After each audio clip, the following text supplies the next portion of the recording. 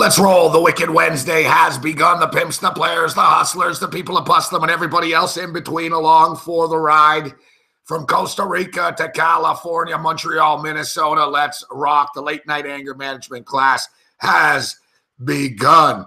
We got a lot of stuff going on here this evening. It's a night of maction, although that's kind of an oxymoron when we're talking about action in a Mac football game.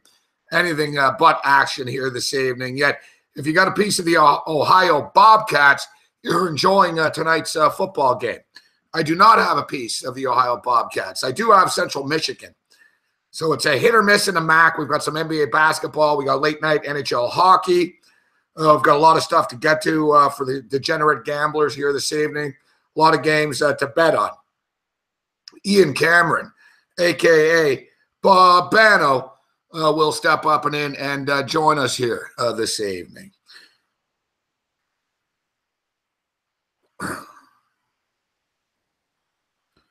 I see we've got Shano, Greg Mattson, Tom Marino joins us.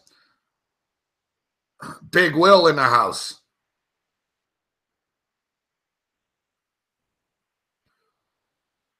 Now I don't know if it's just Damo that's got issues. No issues on our end. You know, one night, once it was listed as private or something like that. That wasn't on us, but seems to be open to the public. What up, Blake Kersey, Vitalis, Brooke Jordan, Robert Danner?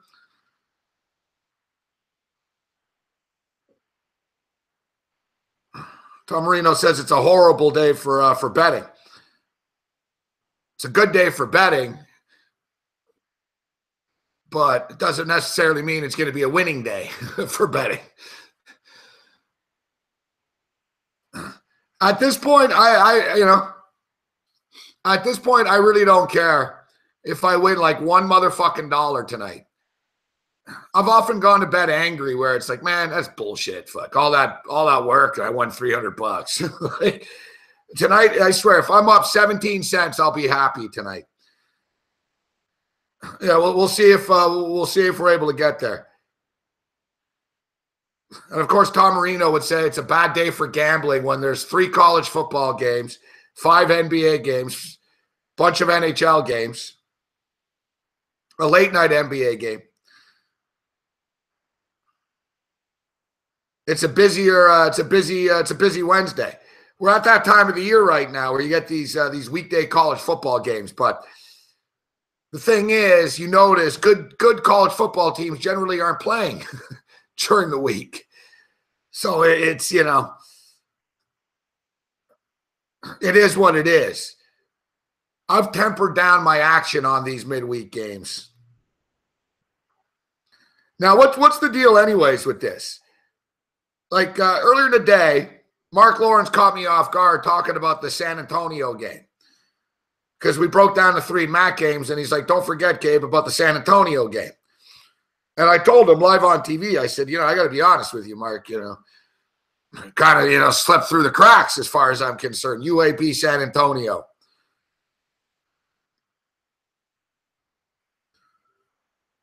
And, Mark goes on to tell me how he likes UAB.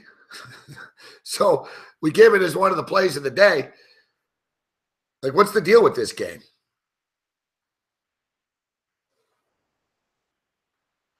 I didn't see it on the books. And now I'm all discombobulated. Like I said, I took a nap the other night. I wake up and the world's gone to hell. I know it's 41-14 right now for Western Michigan. Western Michigan beating up on Kent State right now. Western Michigan needs this game. They got Northern Illinois next week. There's no guarantee they win that football game, and they need to get to 6 wins to punch a ticket into a bowl game. Last year, they played in a big-time bowl game against Wisconsin. So, yeah, we'll talk some college football. I'm looking forward to these games this weekend. I really am. We got some great stuff, man. Miami and Notre Dame is real old school. That's real cool. Auburn and Georgia. And it's funny because last night I saw in the chat there was a lot of Wisconsin bashing going on.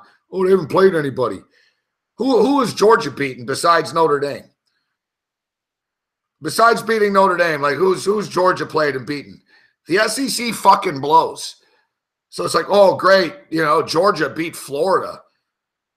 Yeah, fucking Missouri beat Florida.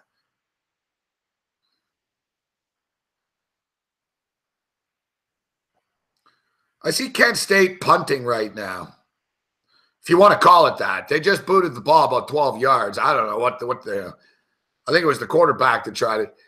But if you're Kent State and you're 2-7 and there's 6 minutes left in a football game that you're down 41-14, why don't you just go for it? Like at this point.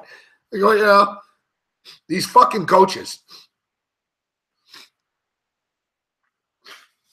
I swear, man, there's like a little motherfucking fruit fly or something, man. It's been hovering around here for a couple of days.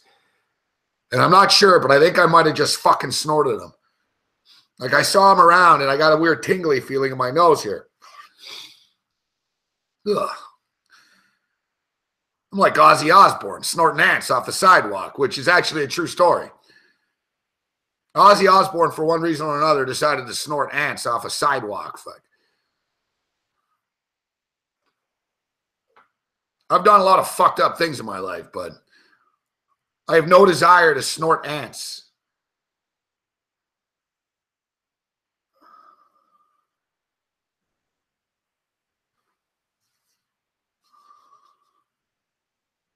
Yeah, so Georgia's going down, man.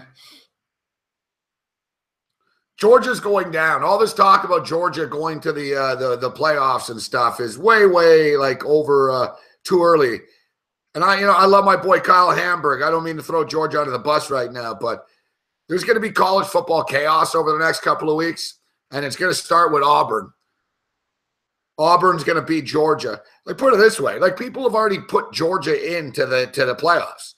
Oh, they're going to run the table. They're going to lose to Alabama, and they're in. And I'm telling you, it's going to make these kids are going to lose their edge. Not to mention Jake Fromm hasn't really, they run the ball all the time.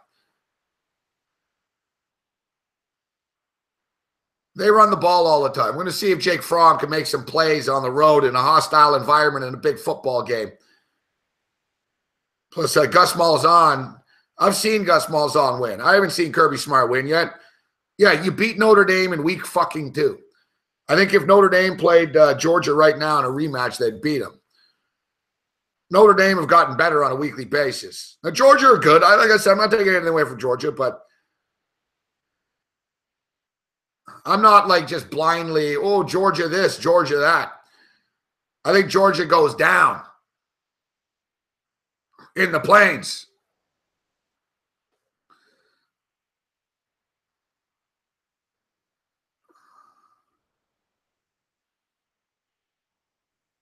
Yeah, and if Georgia loses this game and then they lose in the championship game to Bama, there's no playoffs. Miami winning on Saturday will really like change things too. Because if Miami wins, Notre Dame's out and Miami's in. It's hard to deny Miami if Miami beats Notre Dame. You got that TCU Oklahoma stuff. And we talked about it last night. Maybe Clemson's just getting a free pass in all of this. What about the Pac-12? The bottom line is the playoffs should be 8. The playoffs should be 8. You got 5 power conferences and, have 3 wild cards. Go to 8. Go to 8. It's ridiculous. I would, if it was me personally, I would just do it as mandatory. You win your fucking conference, you're in. I don't want to hear any bitching. Because the Big Ten always turns into a clusterfuck. Last year, who was it? Ohio State didn't even win the Big Ten. And the voters, Ohio State, Ohio State. It should just be if you win your fucking conference, you're in the playoff. So you have 5 power conferences. You throw in 3 wild cards, the best remaining. If San Diego State or if Western Michigan or one of these other schools is 12-0 or whatever, put them in.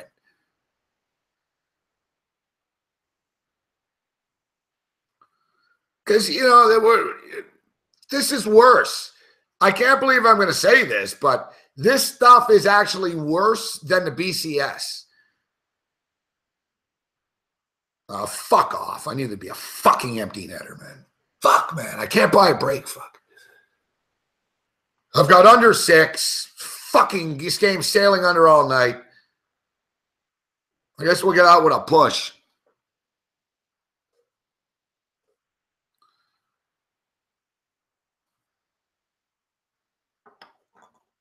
Mountain West champion. Mountain West sucks, sports capper.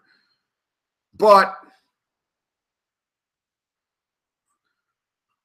if you're a good team in the Mountain West, then you know if you ran the table.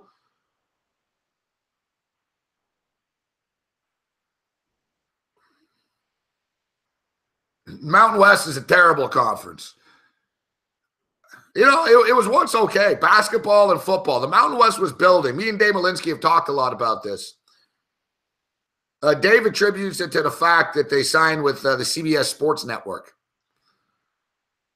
You know, the Mountain West has always, you know, overvalued their product for one reason or another.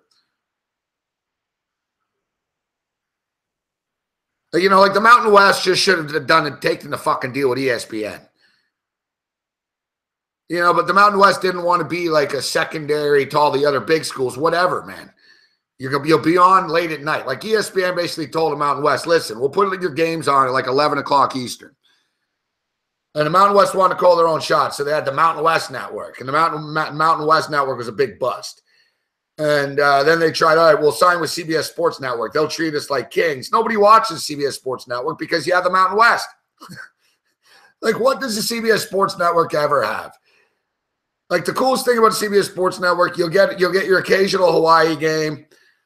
You get the UNLV basketball. You get some Mountain West basketball.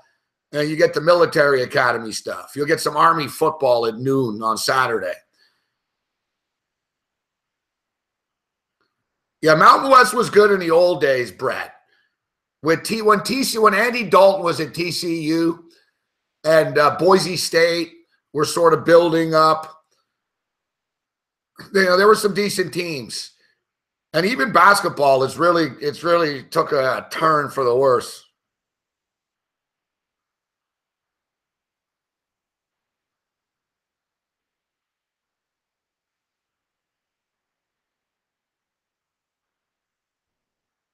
Yeah, but Phil Age. I like your name, Phil Age. The problem is, Philip Age, there's a difference between CBS Sports Network and CBS Sports.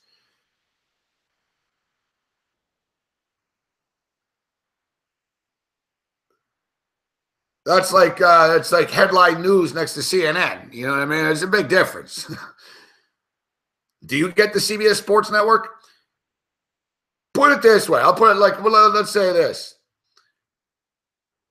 CBS Sports Network is not in any fucking hotels. Neither is FS1. FS1's a clown network too. You can't get it anywhere.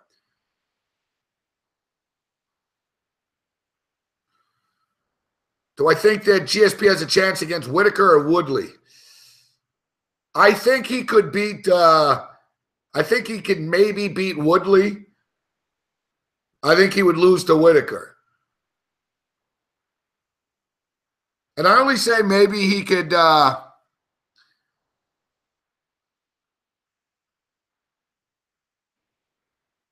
only say that because Woodley has a tendency to sort of clam up in big fights. So I could see Woodley maybe getting caught up in the moment against GSP, and GSP's better than Woodley. Woodley could hurt GSP, though. That's a good fight.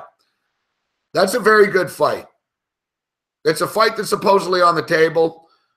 Robert Whitaker, I think, would just knock George St. Pierre out. Or if he wouldn't knock him out, he'd hurt him, he'd daze him and shit. He'd fuck him up. Even Bisping, and GSP looked good the other night, but if you watch the fight, there was a point, I think it was after the second round, when Bisping landed a couple of shots in the second round. And Bisping, it wasn't even that much of a shot, but he caught GSP. And I noticed GSP right after the round ended. GSP didn't know where his corner was. You know, it's a little subtle thing. And they're not going to bring that up on the broadcast because they don't want to highlight their fighters being fucked up. But I noticed it. I was like, hey, look at George. He doesn't know where he's going. Fuck, you know. There's only two corners. So, you know, so George was kind of dazed. And he kind of looked up and he had that dazed look. And I'm thinking, fuck, Bisping kind of grazed you and you're fucking lost. Like, George St. Pierre has concussion problems. And once you have a concussion problem, all it takes is another fucking shot. You know, like he got through that with Bisping. If he fought Robert Whittaker and one of those big paws of Whittaker lands, GSP's in a lot of fucking trouble, man. Like, even if GSP didn't get knocked out, he'd be fucking dazed and confused.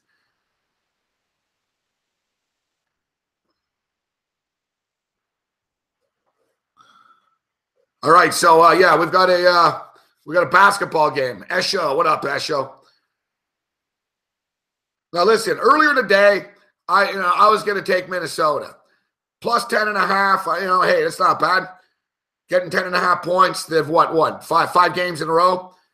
Minnesota Timberwolves are averaging 114 points per game on a win streak. Starting to get some chemistry to come together right now. Draymond Green and Karl Anthony Towns going to be a nice battle, but Minnesota is now, unlike a lot of teams against Golden State, they actually have dudes that match up at each position. I'm not saying Wiggins is as good as fucking Steph Curry is, or Klay Thompson, etc. But nevertheless, like when we took the Heat the other night. Plus 16, we lost by 17. We were fucking throwing darts. We had Gordon Dragic. We didn't have there was no Dion Waiters. It was tough. Remember when we took him with the Wizards? We covered because, the Wizards have some horses. Minnesota have a lot of horses. Minnesota have a lot of horses. I appreciate that, Cody. Thanks for the kind words. I thought it was it was a good piece as well.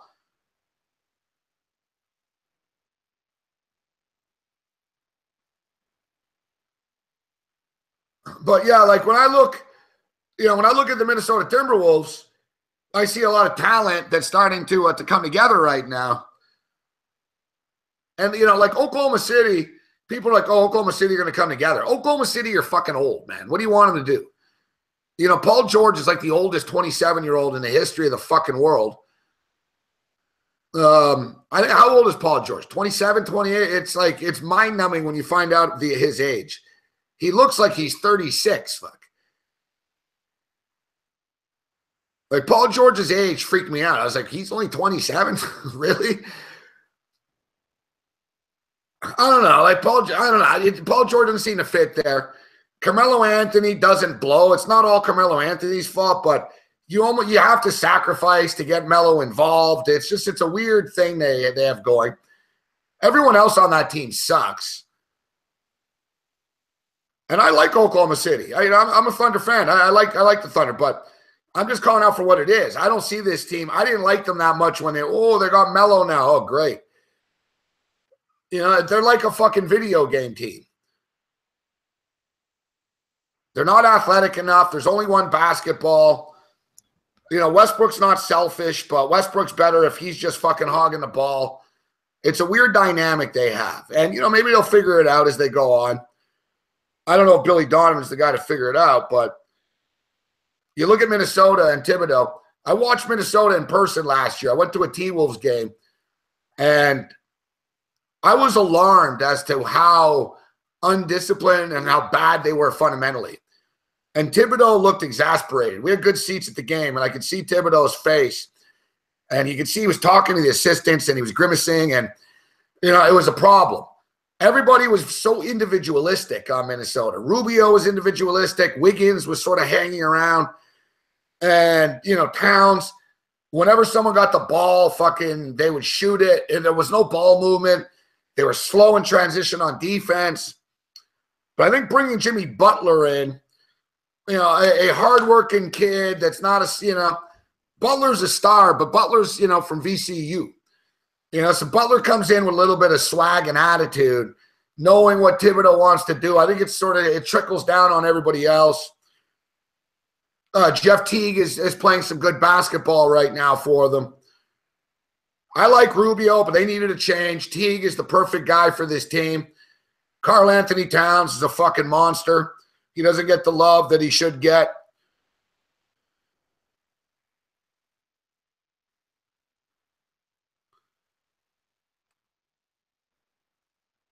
So even with the 8.5 tonight, I think they match up well. And in my personal opinion, and we'll bring Babano in here in a second, in my personal opinion as well, Kevin Durant, Draymond Green's the most valuable player of that team, all right? When Draymond's out, shit just fucking falls apart. They lose their identity, Golden State. But with that being stated, they're playing against the Minnesota Timberwolves team tonight that can score 114 points a game. So Golden State, you're not playing the fucking Heat. Minnesota aren't going to score 76 points tonight. You're going to have to score, which puts pressure on Curry and puts pressure on Thompson. And as good as Steph Curry is, the motherfucker's inconsistent, man.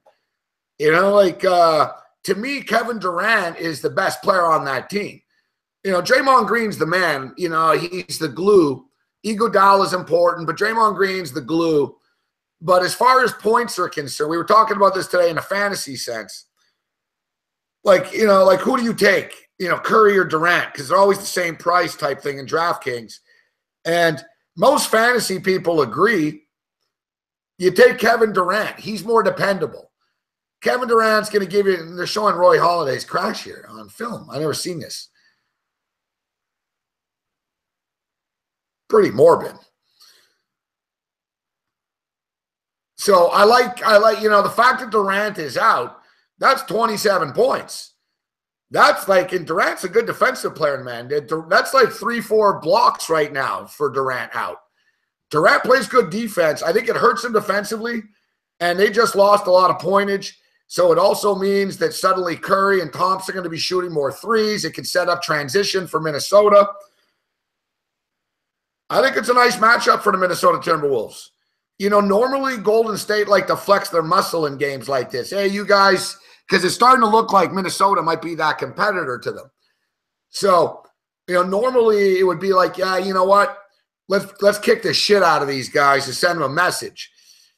I don't know. You don't have Kevin Durant now. I think you're going to have your hands full in this game. I think we got a close basketball game. Give me the 8.5 points. Now, as far as the total is concerned, total was up at 231.5. What is it down to? 226.5 right now?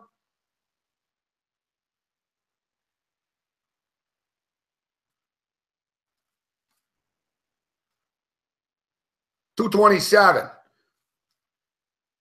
We'll see if Ian Cameron, a.k.a.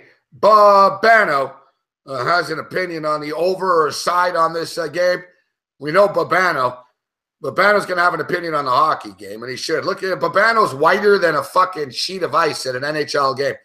Look at Babano. Like, Babano's like whiter, like he fit right in the NHL crowd. No wonder Babano's doing doing NHL stuff. What's going on, Babano? Of course. If I'm going to be a nice guy for SBR Tuesday, Thursday, and Saturday, 9 a.m. Eastern, shameless plug, I got to look like I'm white as a sheet here, and I do, don't I?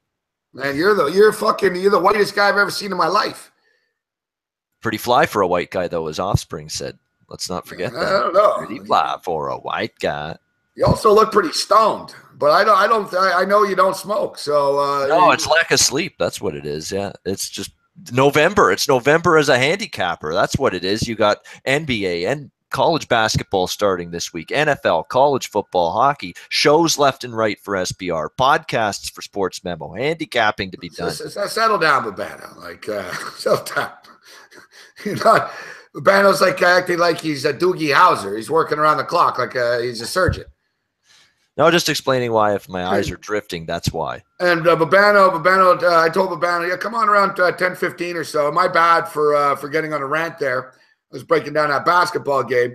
Babano's like, yeah, you know, if we can wrap this up by midnight.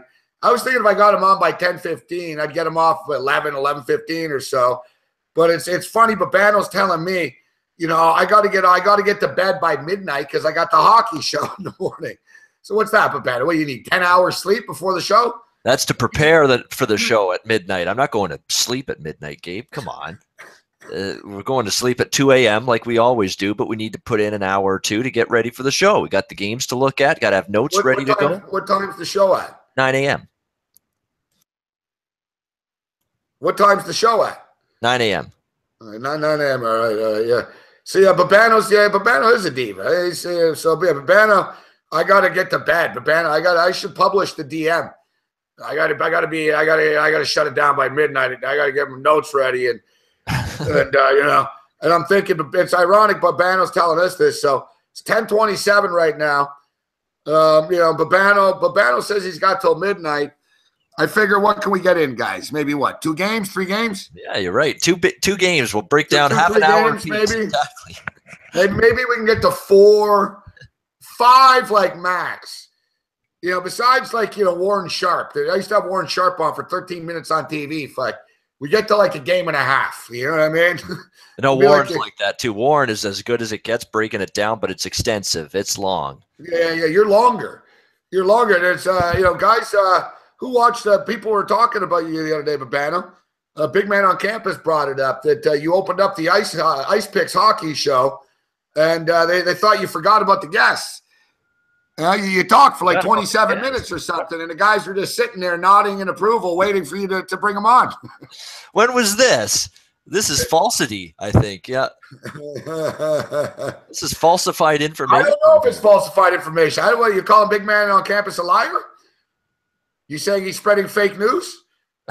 Well, when was this? Saturday? Oh, Saturday was the day we had a lot of games. Listen, these guys send me the games they want to talk about. We break down all the games. They only talk about certain games that they feel are we have worth witnesses. Opinion. We have witnesses in the chat that said they saw the show. We have a lot of hockey fans. They like your show, but they all said the same thing. They said, "Yeah, Babano talked for like half the show before he introduced the guests."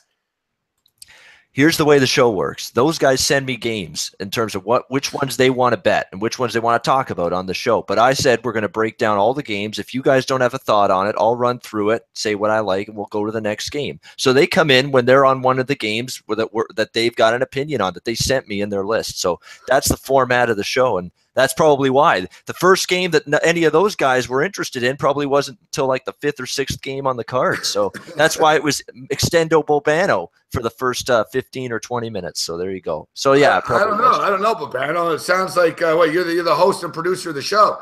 Sounds like you're an air hog. You're like a puck hog, but you're an air hog. Someone's got to plan the show. You're like a ball hog. Like you're sucking up all the oxygen in the air. It's a seniority thing, I think, because I've been doing these SBR things now for over 2 years almost. Settle down, Bruce. It doesn't make any sense at all, Bruce. All right, so settle down, Bruce Chad. Bruce Chad, you were on fire for a couple of days. You were zinging. You had good comments. You were coming out on fire. Last couple of days, buddy, you've regressed. You're like the Toledo football team. You've regressed. All right, we're going to have to ask you guys to give us a thumbs up right now. Why do I have to ask you cocksuckers every fucking night for this? All right? You think I like doing this? SPR likes the thumbs up. All right? Give the thumbs fucking up, man. Makes sense. I swear to fucking God. And no Bitcoin. Don't bring up Bitcoin, Tom Marino. No fucking Bitcoin talk tonight. I swear to God. If there's not like fucking 75 thumbs up, I'll just walk out of here. I don't give a shit. I'll leave.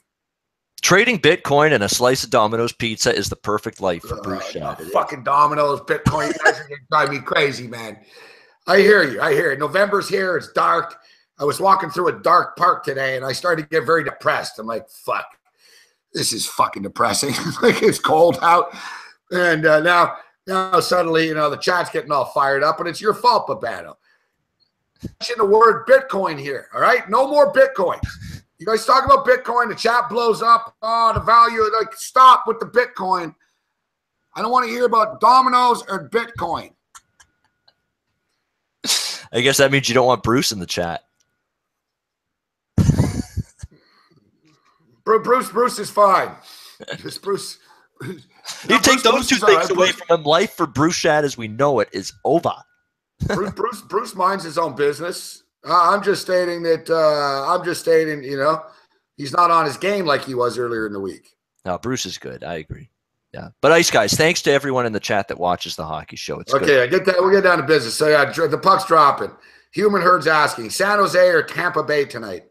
I'm on Tampa Bay at a plus price. I think they're the better of those two teams. I know San Jose's playing well. They're hot. They're at home. I understand all of that.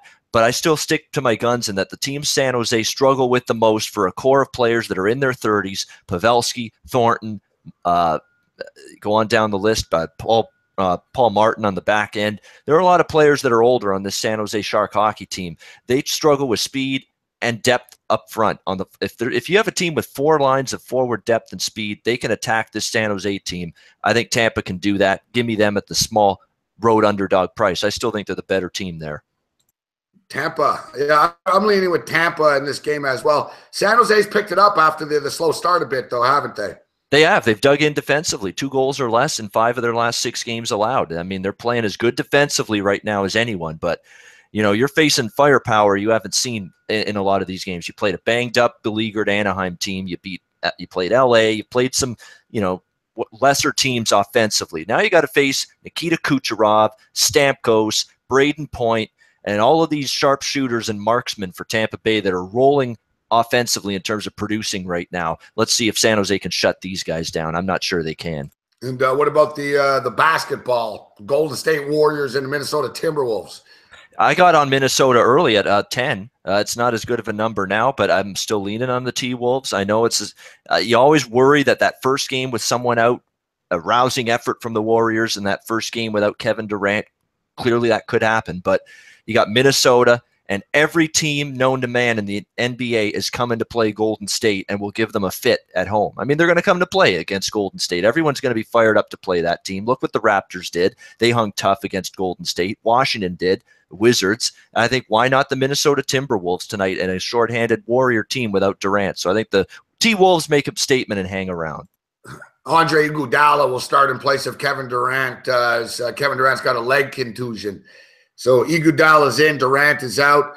We see that, it was 10.5 this morning. They're saying that Kevin Durant is worth a 1.5 to the point spread. I think he's worth a little bit more than that. I think the loss of Kevin Durant's going to be a big difference in this basketball game tonight, and it'll come down to the wire. I've been in a money line frame of mind as of late. I'm tempted to pull the trigger at plus 280 on the money line with the T-Wolves here. Yeah, it's a good value bet. I think, Golden State's not been completely invincible at the Oracle this year. Why not? And Minnesota. Up to 300, just like last night. Me and Big Man, everything we said went wrong instantly. That was classic last night. It was pathetic. But it was funny as fuck. Yeah, me and Big Man were talking about it in-game soccer, Babano. And it was like a real stupid game. It was Vietnam and Laos. And we're like, yeah, you know what? I don't think they're going to score. I say, like, why don't, me and Big Man both like the under. And I'm like, yeah, why don't we take no goal and an under 1.5? I swear, 30 seconds later, dude, they fucking scored, all right? Then Big Man's like, yeah, holy shit, empty net goal Rangers over the total against the Bruins, yes. Settle down, 8 seconds left. All right, we're good. Thank you. All right, move on. And then Big Man hammers, doubles up on the under 1.5. And, of course, there was a fucking other goal. And then Big Man lost 3 bets in a row in this game. I lost 2 in a row. The Big Man finally hit the corner kick. Yeah, fucking Babano, eh? Well, you never won a bet before, Babano? It's a client bet. It means a little more to me. What do you mean a client bet? I gave it out as a premium play. It's extra special when those ones win for me, yeah? Act like you've been there before, Babano. It was the last second. 8 seconds. I mean, geez, we got a little fortunate, but happy to cash it in the end, yeah. Fucking look at Babano, huh? People think you're drunk. Maybe I am. Were you drinking peach schnapps again? No, it's just the beer today. No, I'm good. No different. I'm the same old Ian Cameron, same old Bo Bano. Hasn't changed a bit. I think you're probably our weirdest guest of the week, to be honest. I'm starting to like, in all honesty, I think Babano's got the Babano is like an enigma. You're an interesting dude. Yeah, most interesting man at SBR. That's me. Yeah, he's throwing me off. I know he's totally off his straight. Yeah, you had some bad luck with Big Man on live betting last night. Yeah, I saw parts of that. I don't mean. Yeah, people are like Tom Marino. And that's considering we have Mick Ossie on the show. But Mick's not weird. He's just crazy. I know. Settle down, Bobano. That's great. Yeah, I should be told to settle down after that. Yeah, we will get to CFL talk later. We got playoffs. Of course, we're going to make time for CFL. No question. Gino. And for the record, Mick just sent me a tweet. And Mick's drunk right now. So I know people would love to get Mick on a little bit later on. Yeah, Mick's out at the bar. I don't know why he decided to tweet me that he's at the bar. But is it just me, or is there a difference in the entertainment level of Mick when he's drunk and when he's not drunk? There seems to be a big difference. Yeah, he's different. He could be good sober. If he's angry, you can get him worked up if he's angry, sober. So, Mick's not dumb. If he's sober, once in a while he'll surprise you with a good rant. But the hijinks are just better drunk. I mean, now with the tennis racket and the lantern and the bunker and shit. I know. It looks like he's being held hostage in Mozambique or something. I mean, what the hell's going on there with that setting of his? But it's hilarious. I'm glad he has that kind of setting. It gives us some entertainment, gives us some smiles and chuckles. Yeah, I swear, fuck, man. Fucking Mick in Kabul, fuck, man. Imagine Mick would get arrested so fast in the Middle East, fuck. He'd get Ed Fang and Mick are roommates. Ed Fang would murder Mick. That's a new version of the Odd Couple, Ed Fang and Mick Ossie. Don't get us going on that. All right. So let's start off. We'll start off with the CFL, Bobano. So, you know what? Actually, before we begin, I do want to do the quick Roy Halladay thoughts before we begin into game breakdown, because this is a guy, Roy Halladay, sad news, him passing yesterday. This is probably Gabe, Roy Halladay, the guy that growing up, like 13 years old is when he started pitching for the Toronto Blue Jays. 1998, I was 13 years old. This is probably the time when I was starting to become a coherent sports fan. Like, I was watching sports when I was 4 or 5 years old, but was I coherent and totally focused and locked in on what was going on at that young of an age? No. By the time I'm 13, I'm understanding things and watching things more on a daily basis. So that's when I got it. And Roy Halladay, to me, Gabe, was truly the first great pitcher that I saw for an extended period of time. And certainly, I think, at least in my mind, the greatest pitcher I've seen the last 2 decades, at least pitching within the last 2 decades. Roy Halladay had a huge impact to me growing up, watching him, watching the Blue Jays, of course, all these times. And you look at Roy Halladay's career early. You know, he's a first-round draft pick, Gabe. 15th overall. I mean, it's a guy that they thought would be 17th overall, thought would have a pretty good career, at least for the Blue Jays. But I'm not sure anyone thought that it would come to the point of his career where he'd win multiple Cy Youngs, just be as dominant and reliable and durable as he was for many years, especially when you look at the way he started with the Jays, 98, 99, 2000. He got crushed those first 3 years with the Jays. He was giving up home runs. He was getting smacked around all over the ballpark. And then 2000, his ERA was what with the Blue Jays? 10.64 ERA with the Toronto Blue Jays in 2000. People were starting to wonder, this is a first-round pick of the Blue Jays. What's going on here? Is Roy Halladay ever going to make a major league career for himself? So everyone's starting to give up hope. Halladay sent down to the minors, and prior to the 2001 season it was. Problem was, he's just leaving the ball over the plate, and it's getting smoked. It's getting crushed all over the park. So he goes down to the minors. He works in a cutter. He works in 2-seam, 4-seam fastball, a curveball, and works down in the zone. Try to get him to work down in the zone because he was just leaving the ball exposed over the plate far too much. What do you know? The fix and the mechanics. As soon as that happens in 2001, he's rolling through the minors, single A, double A, triple A, back up with the Blue Jays late in the 2001 season, and the rest is history.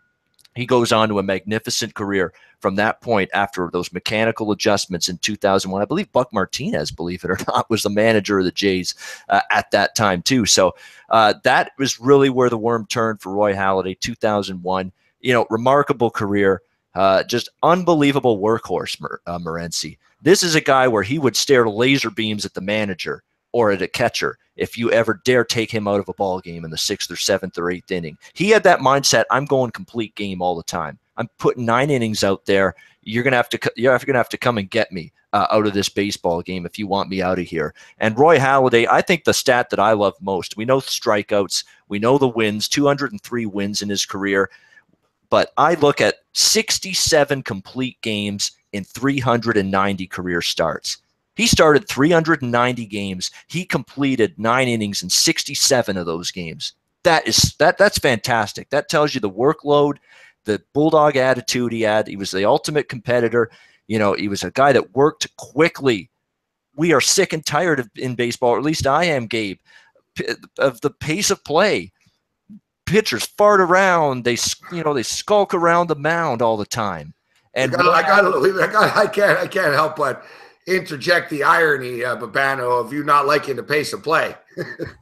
I know the pace of this I can't. Obituary, exactly right. But moping all around the mound, Roy Halladay never did that. Get the ball from the catcher. He's ready to throw the next pitch.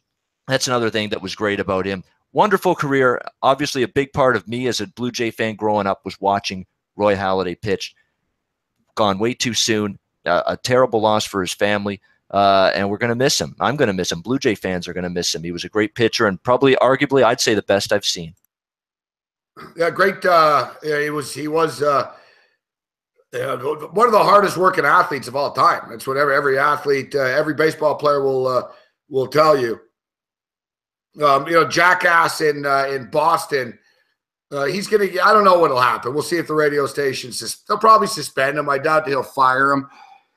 But basically, a radio host in Boston said that Doc Holliday deserved to die because he was flying in this plane, and he deserved to die. And the guy thinks he's being edgy. He's just being a douchebag. You don't really gain anything from a take like that. And then he followed up with, just like Dale Earnhardt Sr., I was cheering for the wall. I always root for death and cheer for the wall. This guy a real fucktard. It's amazing. People say anything to get a pop nowadays. And, it's too bad because guys like that give, radio host a bad name. You tell someone you're a sports talk host and they generally look down on you because of that, because there are so many douchebags out there. Where was that radio show from? Boston, right? Yeah, it's from Boston. Because they're great people there, yeah. Not a bone in their body. Yeah, but Babana, you can't. Two wrongs don't make a right in the sense that, I got a lot of tweets. Oh, fuck Boston and fuck them, stay classy, Boston. It's not like the mayor of Boston's the one that said this. Some jackass fucking talk show host that's from Wisconsin and happens to be on the air in Boston starts talking shit.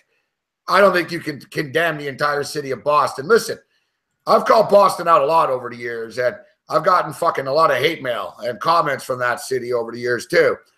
But at the same point in time, for some reason, I was on the Patriots pregame show last year every week. So it's a weird dynamic. But with that being stated, yeah, it's not the city of Boston's fault. Like, I see a lot of people in Boston who are saying they're going to boycott the station and, like, they're not going to listen to that station anymore.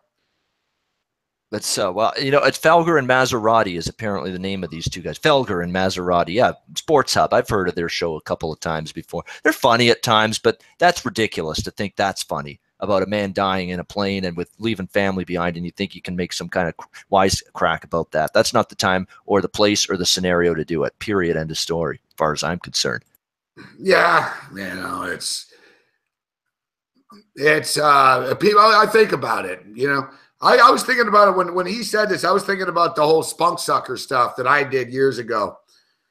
And, in 16 years, it's basically the only thing I regret. I was thinking about it because I was like, man, even like guys like big time anchors and shit, Sean Hannity, Rachel Maddow, and all these cable news anchors, they'll say anything. They'll say whatever they think the viewer wants to hear. They're delivering prepackaged. All right. Like Tucker Carlson. Like, Tucker Carlson's making a lot of money, and he doesn't believe half the shit he's fucking arguing for, but he's good at doing it, and he's entertaining at doing it, and he's making money doing it. But you really have to have no fucking conscience. And it's crazy. I have a conscience that even fucking 12 years later, I was thinking, what's the biggest dickhead take I had over the years? I haven't really had a lot of dickhead takes, but, like I said, calling the chick the spunk sucker repeatedly, that wasn't too cool. Yeah, like at the time, I thought everyone was overreacting. I got suspended. And it was a big fucking deal, man. Like, I nearly got fired and shit. And I thought, wow, these people are really overreacting over me reading a couple of emails. Fuck. But Now when I look back on it, I understand, I crossed the line. But this guy, this is way past that. When you're fucking Joe, you're saying you cheer for death and a guy deserves death and shit. The only fucking person I think that would do anything like that is Dean Blundell. Like, honestly. And you figure, like, Dean Blundell actually would do it. He did do it because when that guy that played for the Edmonton Oilers committed suicide, he said, well, the guy lives in Edmonton. And, he said it the next day, too, right? Like, people are just fuckheads. So, I don't know. This Felger guy probably only makes about $120K or something like that. Is it worth it to be a complete douchebag? I don't know. It's baffling to me. But, hey, it is what it is. It's a shame. It is. But, human herd's fucking, what do you mean everyone in Toronto's kissing his ass? They hardly knew him. You don't have to know someone to know when someone gives back to the community, human herd. The human herd is a real class act human herd, we can tell, huh? It's a real class act. I'm not in the mood to argue and like whatever if somebody crosses the line, we'll boot them. If someone crosses the line, we'll boot them. But it's amazing to me that people just love to be the contrarian at all times, like all the time. Like at all times, all the time. Screw him. Who cares? Just another guy dying. And like, no, it's not another guy dying. It's a guy that people looked up to. It's a guy that was a big part of the community. It's a guy that carried himself well. It's a guy that did stuff for his community. It's a guy that helped people out in the public eye and did what he could to support those in the community, visiting hospitals and that sort of thing. Colin Cowherd doing that. Colin Cowherd's the fucking worst. Fuck. Cowherd's the king of it. Cowherd would like rip his own mother. Fuck. If like, if Fox told him, listen, we'll give you another $6 million, two-year deal or year deal, he'll say fucking anything about anything. So will Skip Bayless. Like Skip Bayless will say anything. Stephen A. Smith will, but Stephen A. Smith's kind of crazy that Stephen A. Smith actually, I think, believes the shit that he's yelling. Like, he's a little bit different where Stephen A. Smith just is crazy and he's delusional, but nevertheless. But Colin Cowherd doesn't have a loyal enough fan base and listenership, unlike you, to have a late night show. At this time of night, Colin Cowherd's got his little bathrobe on in his yuppie mansion, sipping his cognac, doing what he likes to do with this kind of night. Let's be real, Babano. I'd trade my career for Colin Cowherd's career in 30 seconds. I know. So like, I know what you mean, but like, what am I? Well, yeah, I really have it made sitting in a condo here in the middle of the fucking night. Cowherd's making $7 million, has 13 fucking interns, shows up 2 minutes before the fucking show, rolls out and gets drunk on wine, says the stupidest fucking ass shit he can come up with, think about, and gets his contract extended. The only difference is, I wouldn't trade my life for Colin. I wouldn't mind Colin Cowherd's salary and shit, but I wouldn't want to be Colin Cowherd. Like, I look up to Jim Rome. Like, I respect Jim Rome. I look up to Dan Patrick. I respect Dan Patrick. I don't respect Colin Cowherd. I don't respect anything about him. I don't respect like his career. I don't respect anything about him. But nevertheless, Babano, what do you think about the CFL playoffs? What I think is I'm looking forward to them. It's about time because the regular season, has been monotonous. Let's put it that way. You've had some brutal teams play, completing the regular season. Montreal not showing any life down the stretch. Of course, my Ticats were out of it long ago. It's going to be nice to have the playoffs here. It's going to be an exciting playoffs. Yeah, it is. Too long. That's why you get fucking 18 games. Fucking ridiculous.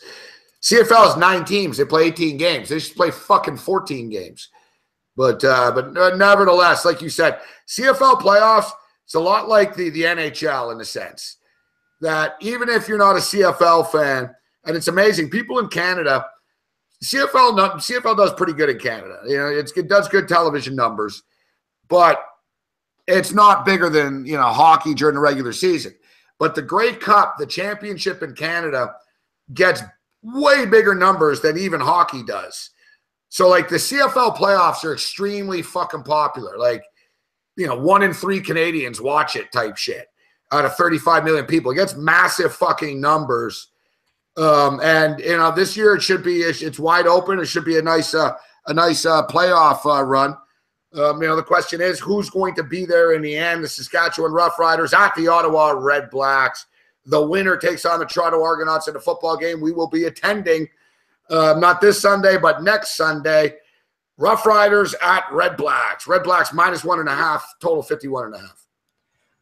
It's an interesting one here because I remember going against Ottawa in the East semifinal. They were hosting it last year against the Edmonton Eskimos, and that was that blizzard. It was an absolute whiteout. Nobody could see any, beyond a few feet in front of you.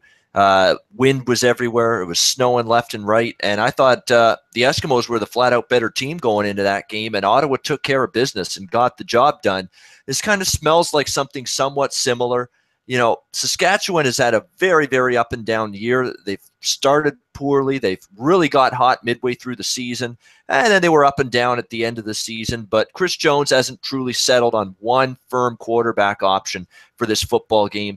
Kevin Glenn or Brandon Bridge, they've really been in and out of games for the extended stretches late in the season for Saskatchewan. He really hasn't stuck with one guy. He says it's going to be Glenn, and I think it will be, but again, with Kevin Glenn, what are you going to get from him in a big spot on the road? That's always a bit of a question. Saskatchewan's got the better defense. There is no question about that.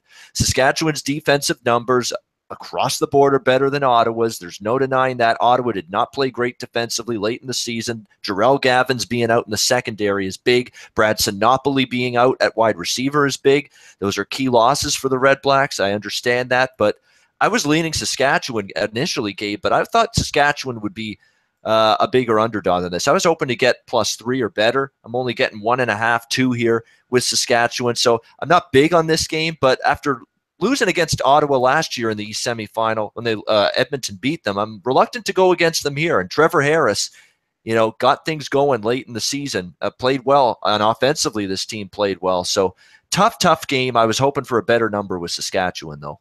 Looking at the weather, it's going to be it's a little chilly, 4 degrees, 39 degrees. Wind really won't be a factor. I have to lean with the home field advantage in this spot. I don't love it either. It's a tricky football game.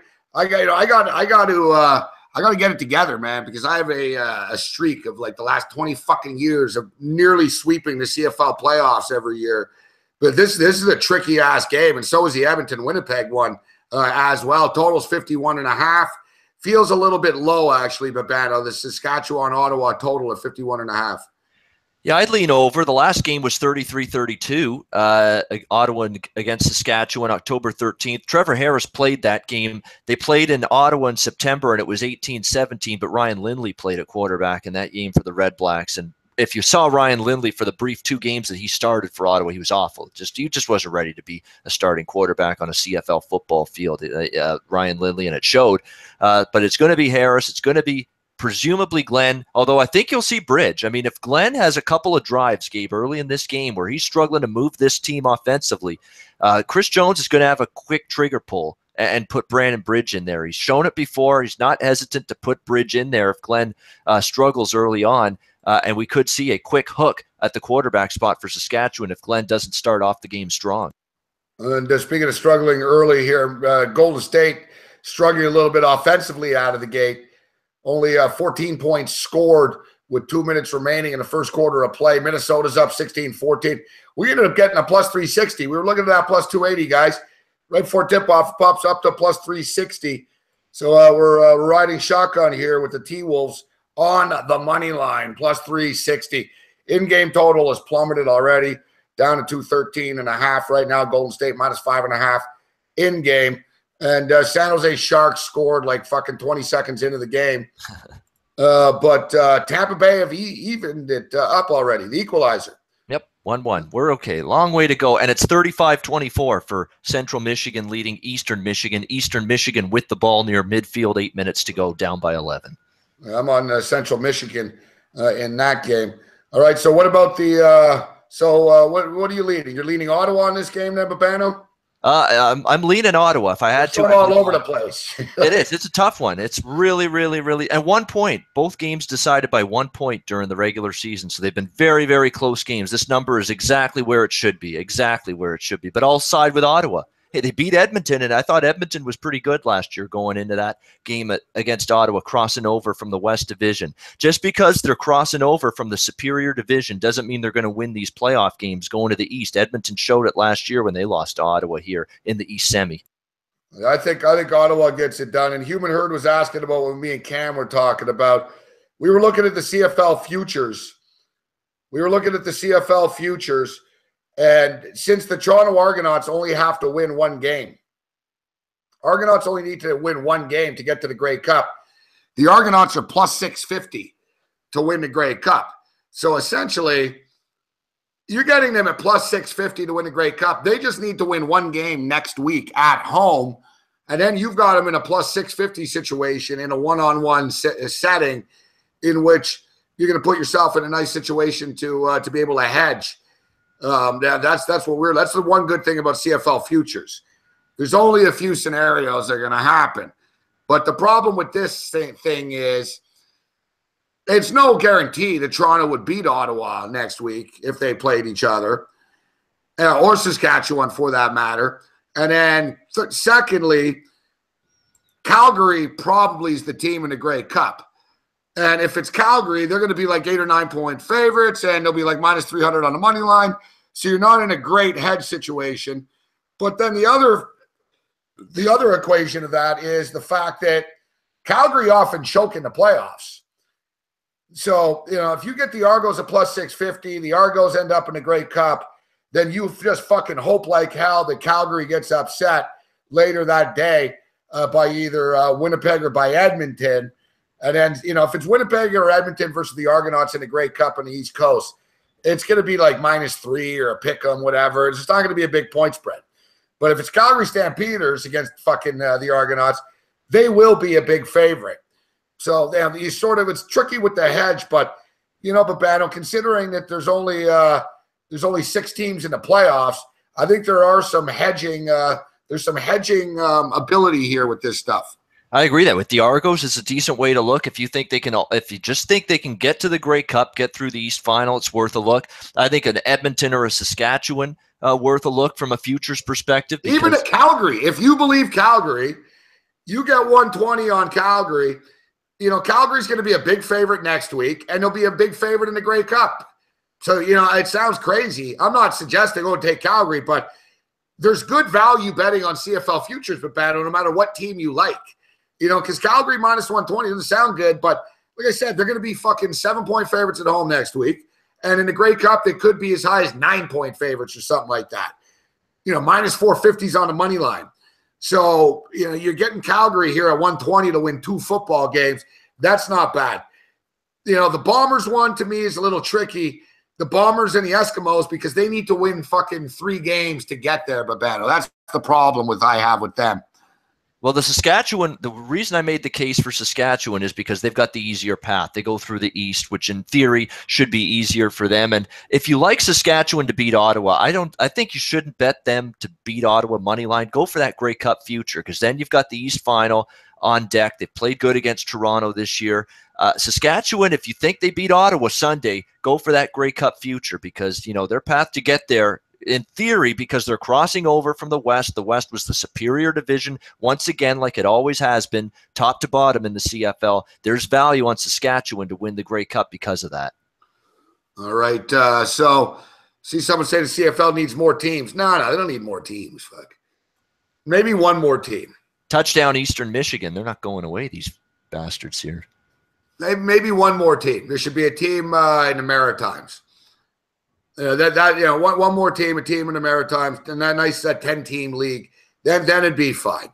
But you don't want to spread the talent out too thin right now, as it is, right? All right, Babano. So I don't know if you're going to come up to Toronto next week, but we're going to go to the game. I guess it's going to be at 1 o'clock Eastern. So I'll do the betcat. I'll do the morning show with Donnie. And, the stadium's real close to my place, so I'll be able to hustle over to the stadium after. I won't do the halftime stuff. And then for the Sunday night betcast, I guess I'll just be drunk next Sunday. Oh, that's awesome. Yeah, if that's confirmed, I'll try to get down there for that game. That would be good. See an East final in person. You don't get a chance to do that every day. I don't get a chance to do that because my Ticats sucked this year. So why not go to Toronto, see that game? Why not? Yeah, I'd be a pretty big douchebag if I didn't go, considering the stadium's like 7 minutes from my house. They need all the support they can get. You're doing them a favor. Well, and in the playoffs, people jump on the bandwagon. I bet you they do pretty well. The tickets will be cheap for us to get in still, but there'll be people there, you know? Oh, yeah. I'm just hoping it's not too fucking cold. Let me take a look at the weather here. It's next Sunday. It's November 19th. So, yeah, you have to check a long-range forecast, 10, 14-day forecast, see if you're dealing with -8 and -20 wind chill. You don't want that. November 19th in Toronto could be pretty bad at times, I got to tell you. No shit. You don't want that colder than a witch's titty day on that day when we're there. What's that? Colder than a witch's titty. Yeah. I never heard that. Fuck. I told you, you're the strangest guy. You're the strangest guy on the show, man. Old school expression. Yeah. Witch's titty. That's right. Witch's titty. Wouldn't it make more sense if you said a witch's tit? Or tit, yeah. Titty is my grandpa always used that phrase. Titty. Oh no, it's just titty. He'd always say it, yeah. the Grey Cup's in Ottawa this year. The Grey Cup's in Ottawa. Yep. No, I think the Arena League, the Arena League is even smaller. TD Place, yep. What'd you say, Titty Place? TD Place in Ottawa. I said Titty Place. You're obsessed with breast. Yeah. Real low scoring here, 20-16. Here they come to T-Wolves. Boom. You know what? I look like a genius. This is what I said right before the game. I said the T-Wolves are one of the few teams that, if Golden State missed, they can exploit it and push it up the court and take advantage of it. And that's what they did, you know. And there's Swaggy P hitting a 3 right now. Swaggy P getting an opportunity to step up with Durant out. 22-19 T-Wolves, 30 seconds remaining. Nice, you know, looks like it's a pretty entertaining game, but lower scoring than we would like. All right, so what do you make of the Western Division game here, Papano, with the Bombers and the Eskimos? Now, this is a game I'm sinking my teeth into because I've got something I think is pretty strong here. You look at this Winnipeg Blue Bombers team, great season they've had, no question. 12-6, first home game in the playoffs in quite some time. And then you start digging through this finish to the season that they had. And it hasn't really been all that impressive, to be honest with you. They sort of limped into the finish, 2-3 straight up to finish the regular season. Their wins came against BC when they were falling apart. And their other win came against Calgary when they rested everybody last week, 23-5. Mitchell didn't play. A ton of the starters didn't play. It was Buckley's mixture. Andrew Buckley in the game. It plays awful and it doesn't work. That was Andrew Buckley at the quarterback spot last week for the Calgary Stampeders. Pretty good, but that was pretty good. That was Andrew Buckley, honestly. Plays awful and it doesn't work. That was him. He was terrible. That Winnipeg defense ate him up in that game. Those are the 2 wins for Winnipeg in their last 5 games. Matt Nichols has been dealing with injuries late in the season. Not very good whatsoever. And he's coming into this game maybe at less than 100%. Mike O'Shea's confirmed that Matt Nichols is going to play in this game. But he's been in and out of the lineup due to injuries. He didn't play the last 2 games. He got knocked out in the BC game. Dan Lefevre played against Calgary. He hasn't played a full game of football, Matt Nichols, in about 3.5 weeks going into this West semifinal against Edmonton. That's problem number 1 for Winnipeg. Problem number 2, their defense is not very good. And it's been worse since Jamal Westerman had that season-ending injury on the D-line. That's hurt. Mo Leggett's been banged up. He may not play in this game from a defensive perspective. And Edmonton is absolutely rolling coming into this game. When I see the playoffs, I want the team that's red hot going in. Edmonton's red hot, 5-0 straight up down the stretch. They outgained every opponent. Winnipeg's been outgained big time in their games down the stretch. I mean, Winnipeg's been basically outgained by their opponent 5 of their last 6 games. Their defense not been good. They've big injury to Darvin Adams as well. Late in the season, last month of the year in October. That's probably Matt Nichols' favorite target outside of Weston Dressler. So losing Darvin Adams is huge. It's going to put a lot of emphasis on Andrew Harris. He's been great running the ball, catching it out of the backfield. But all I hear in Edmonton's pregame plans are we got to eliminate Andrew Harris, take him out of this game. They plan on doing that. And what I like about the Eskimos is their defense got better late in the season. Mike Riley and the offense got better when they acquired C.J. Gable from the Ticats. They're a balanced offense. They can run it. Gable was great for the Eskimos once they got him from Hamilton. They're healthier again at receiver. Their defense is better. They got Aaron Grimes back from his NFL stint. He was cut. He's back now in that Eskimo secondary. He's made a difference for them. This is a red-hot Edmonton team. This was a Winnipeg team that was up and down late in the season. Is Nichols 100%? They're not going into the playoffs with that same rhythm. Nichols hasn't played in over 3 weeks. I think we've got a very good bet looking at Edmonton in a straight-up win situation here. Yeah, I can't disagree. I think Winnipeg might have peaked a little bit too early in a long CFL season. You mentioned the injuries starting to catch up to them right now. And I like the fact that Edmonton, I remember earlier in the year, everybody was sort of down on Edmonton. What were they, 6-0, 7-0 one time, 5-0, whatever it was? They started off the season real well, and they really didn't play well ever. It was kind of strange on a weekly basis. Like, they were like one of those college football teams that people are like, yeah, they're 8-0, but yeah, they're not very good. And that was the deal with the Edmonton Eskimos. And then people were validated that the people that said Edmonton weren't very good. Then Edmonton lost every week for like 6, 7 weeks in a row. And people are like, I told you, they're not very good. They're shit. And even me, and it's funny, you know how many times I've said fucking Jason Moss, man? This guy fucking, I've muttered fucking Jason Moss's name so many times. Yet there, you get to this time of the year, you don't want to be playing the Edmonton Eskimos. They just have that pedigree of success. They expect to win. And as you mentioned, I like the fact that they've been red hot down the stretch here, but battle. They haven't lost in over a month right now. I think form is important coming into the CFL playoffs. I like Edmonton in this game too. Yeah, definitely. And when you look at down the stretch too, Edmonton's offense, it coincides with when they got Gable. They got him before the Montreal game, October 9th. 5 straight wins since they got Gable because they had no running game before, none whatsoever. They lost John White to injury early in the season. That really hurt any sort of ground game. The backup, Trayvon Van's been in and out of the lineup with injuries. Now that they've got Gable, they've got a balanced offense. It's not all on Mike Riley and one-dimensional throwing the football.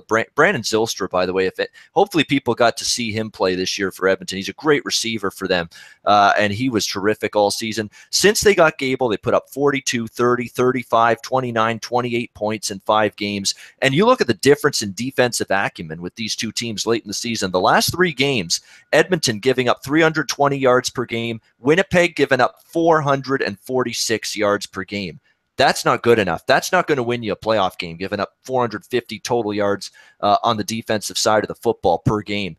Edmonton's a better defensive team, at least down the stretch they were. Mike Riley is playing at a high level. Now he's got a reliable running back to help him on the ground as well. Great receivers to throw to. I just think Edmonton's peaking now, and maybe Winnipeg not.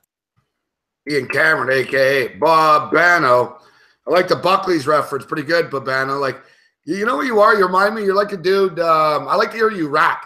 You're like a guy that's rapping, but you've got like the worst rhymes, sort of. You got like, the rhymes, but you've got like real geeky rhymes there. Yeah, the Buckley's, unlike Buckley's, it doesn't work. That was, wow. Only a couple of us noticed it, but yeah, pretty good material there. Unfortunately, you got to be Canadian to understand that. You only see that in Canada, that commercial. But I don't know. I think Buckley's might be everywhere. I don't know. Maybe it's Fisherman's Wharf there. Yeah, it could be down there. That's yeah. another one.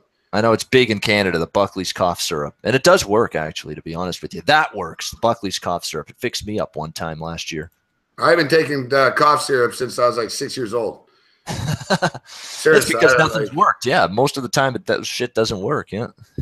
Yeah, like I'm dead serious. That tastes awful too. Yeah. It's like me and Cam were talking about. Like I haven't bought salt or pepper in my life ever. Like I seriously, like I've never bought a box of salt or pepper. Like my entire life, my salt, either I got salt and pepper free as a kid, or as a teenager and up, I just take salt and pepper from fast food franchises. Exactly. Get the little packets of it from, Harvey's or something. Exactly. Take it home with you. Take a bunch home with you. We know Cam does that. Oh, no, so do I. Yeah, that's my salt and pepper. I said I had to buy ketchup. For the first time in like ever the other day. A couple of months ago, I got stuck. Everything was closed. I don't know why I got stuck. I think I had a chicken pot pie, and I needed ketchup, man. And the ketchup I had at the bottom of the packets were old. Stale Ketchup doesn't last forever. There's a lesson for you people. No, exactly. You can't store it away for months and months and then go back to it and try to eat it again. You're asking for trouble, big trouble. All right. What do you got tomorrow, Babano?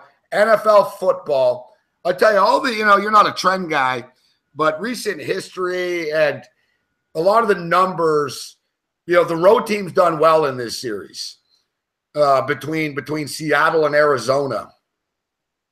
Yeah, I look at this football game. Everybody likes Seattle in this game, and the number continues to climb. It's up to 6 points right now. So, to me, it's getting a little bit out of hand right now. I think it's getting a little bit high. I haven't, what has Seattle shown you? Who has Seattle beaten easily this year? They beat the Giants that weekend on the Sunday on the road, and we were on Seattle in that game. But Seattle has struggled to win football games on a weekly basis, let alone to cover a 6-point spread on the road here. People talk about Drew Stanton being a quarterback.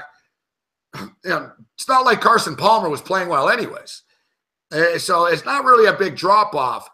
My concern with this game is the concern that Malinsky had last week about LaShawn McCoy.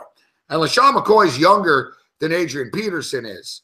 But LaShawn McCoy had a big game on Sunday, and then he struggled 3 days later playing on short rest on a Thursday.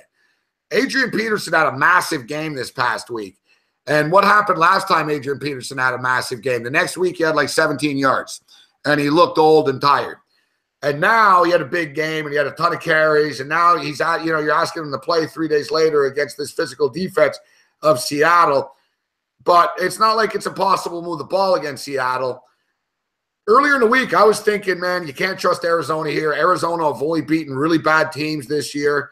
But getting 6 points on a home field, I'm starting to buy into the Arizona Cardinals here. I hope it goes up to 6.5, 7. I really do. I can only look at Seattle, but not laying 6. Not even interested in laying that kind of number with them. Now, the long-term track record of Pete Carroll and Russell Wilson off a straight-up loss for Seattle during their reign here in Seattle's been very good. I mean, this team hasn't lost 2 in a row very often. Good ATS as well in this kind of situation. But now you got to lay 6 on the road. My concern with Arizona is how are they going to score in this football game? I didn't see hardly anything positive or only in small little bits from Drew Stanton against a San Francisco team that's a lot worse defensively than Seattle. And Adrian Peterson was really their offense against San Francisco.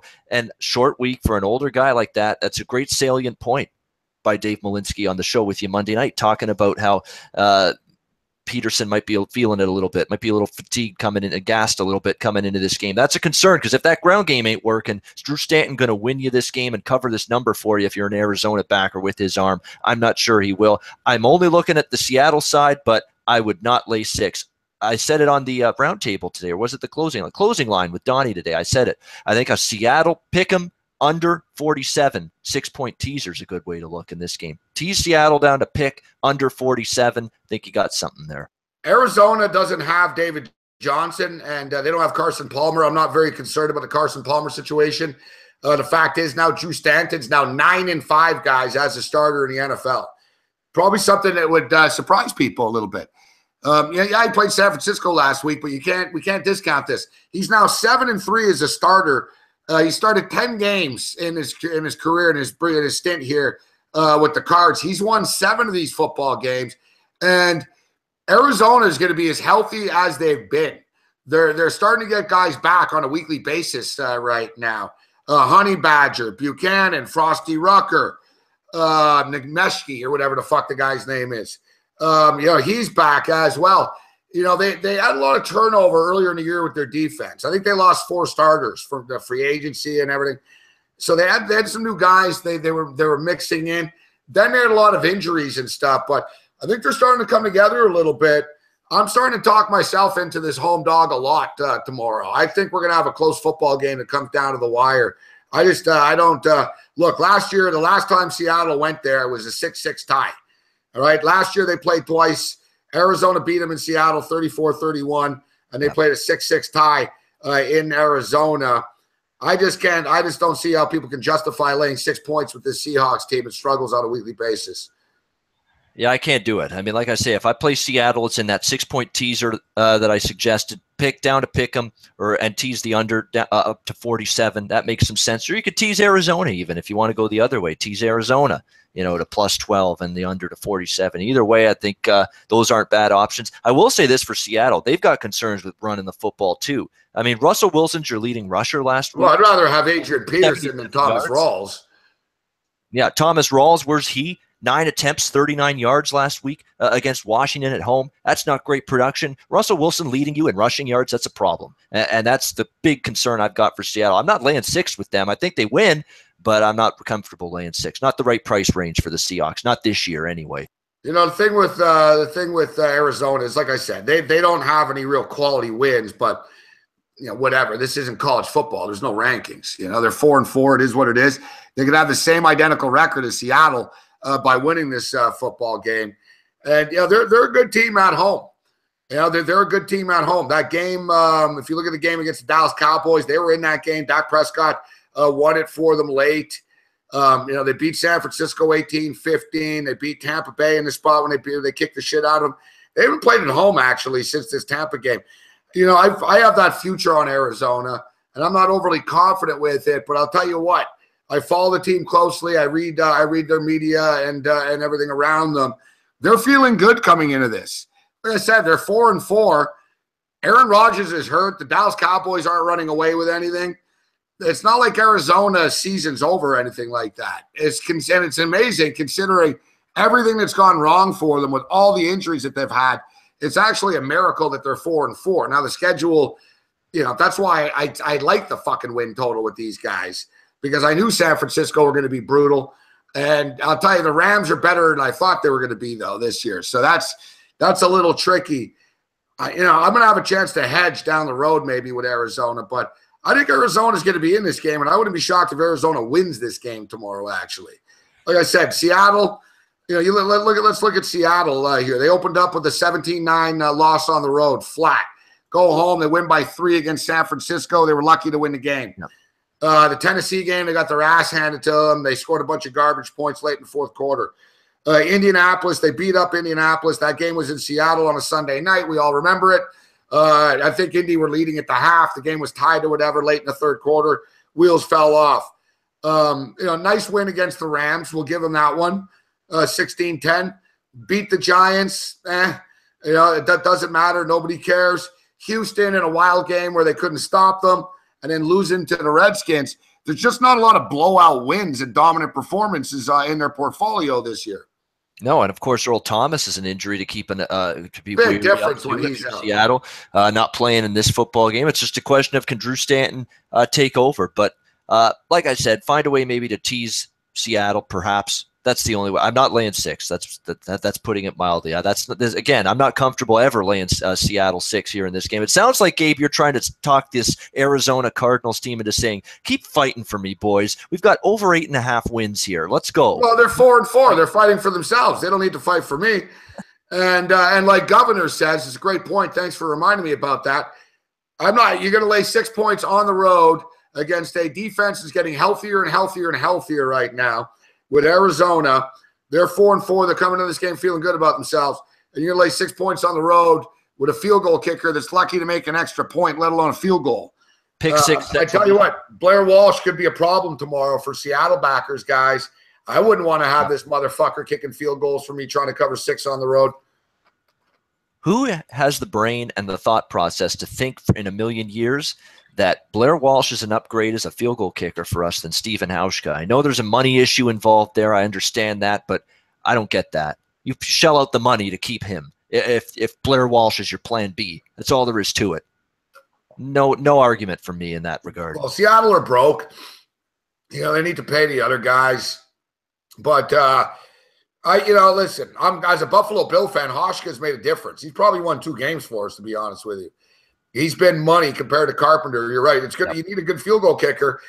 It's underestimated to having a good kicker. But I understand. Listen, the Bills paid a lot for Hauschka.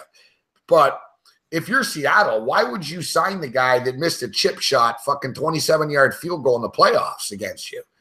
And now it's not the only kick that Blair Walsh missed. No. It's not like it's just that kick. There's a reason why the Vikings finally said, fuck it, we can't deal with this anymore.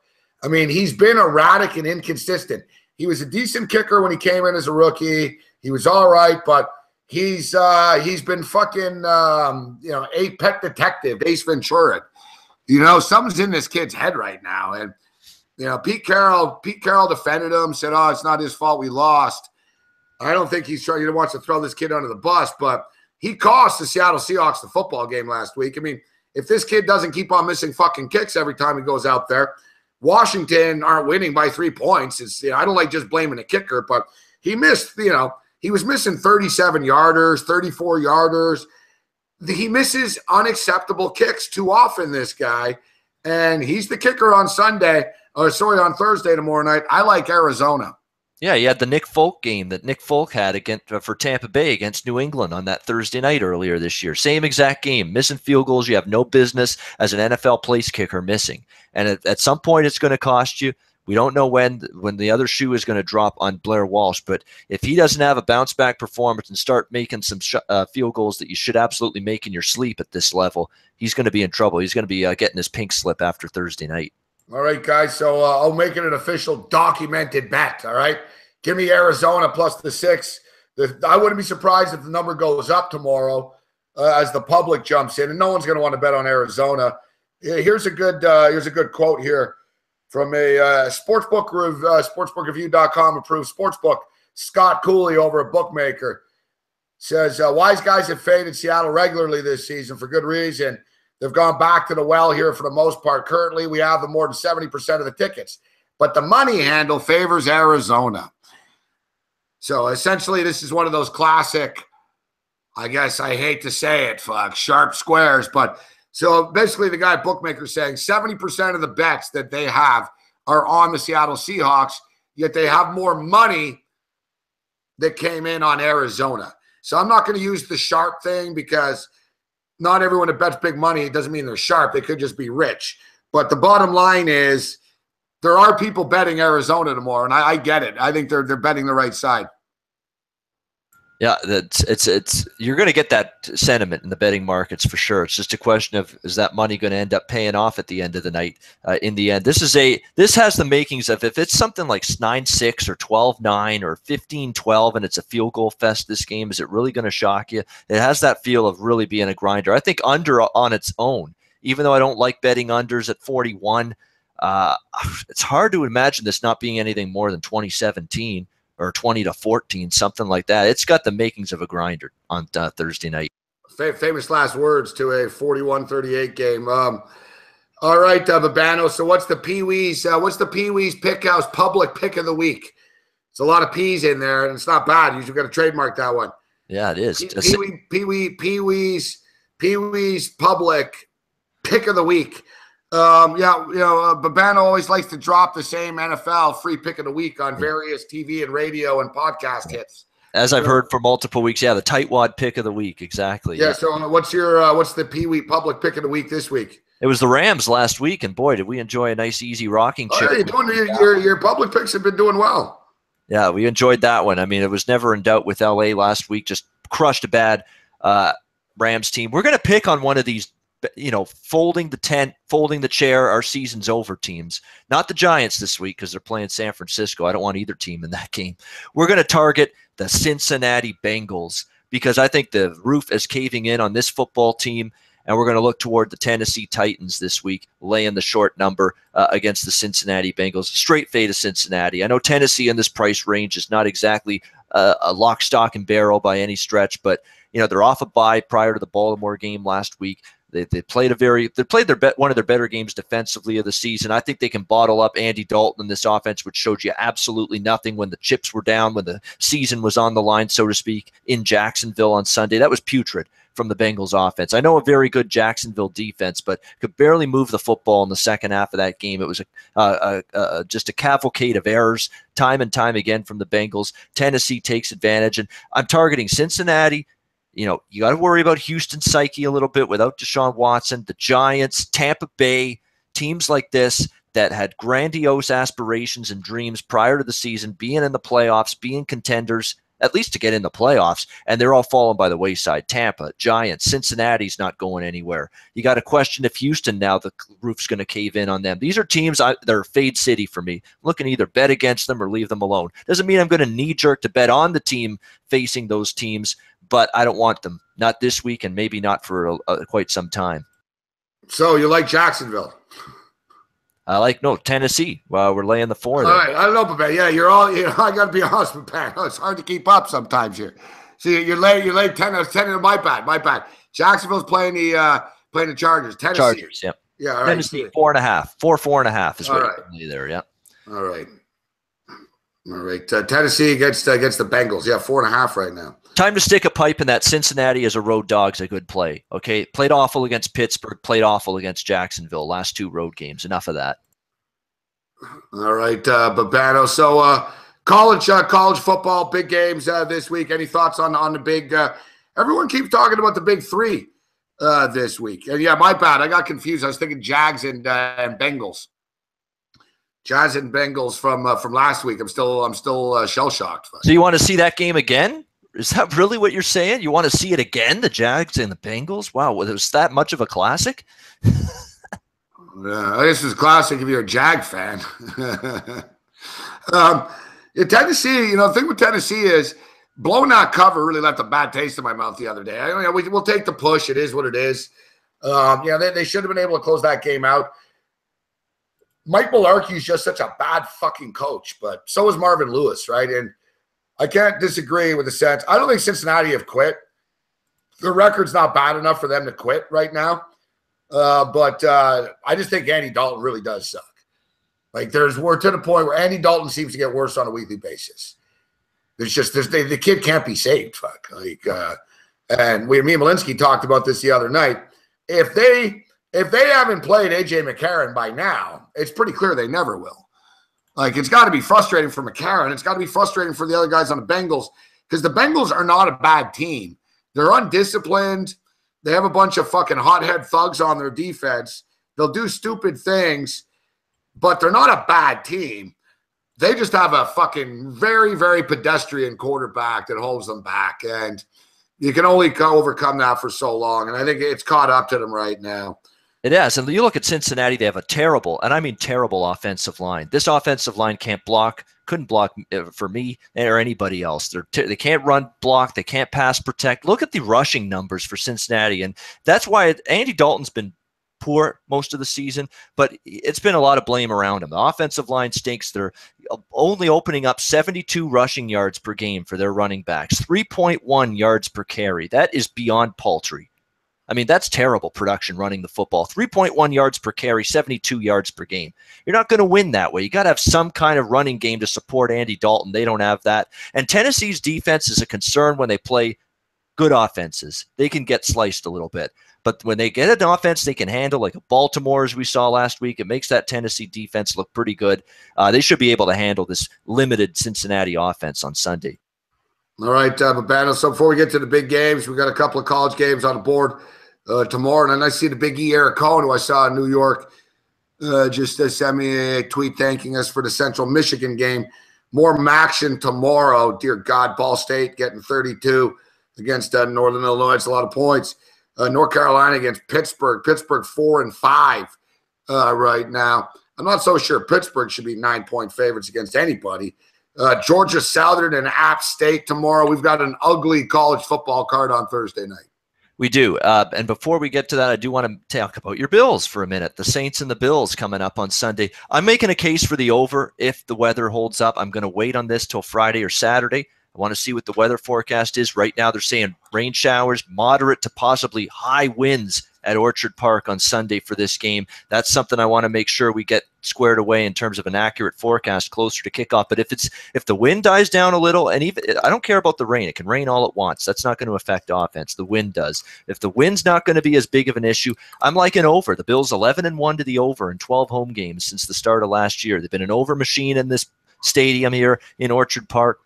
We know Tyrod Taylor in the offense is more aggressive, more assertive, more explosive, whatever word you want to use it. That's what they are playing in Buffalo. We've seen it. Their offensive production skyrockets, spikes big time playing at home. They should put up points against New Orleans. The Saints on the flip side Drew Brees and the Saints, you could always concern them a little bit when they step outside, out of the dome, in the outdoor elements. Sometimes they don't react well to that.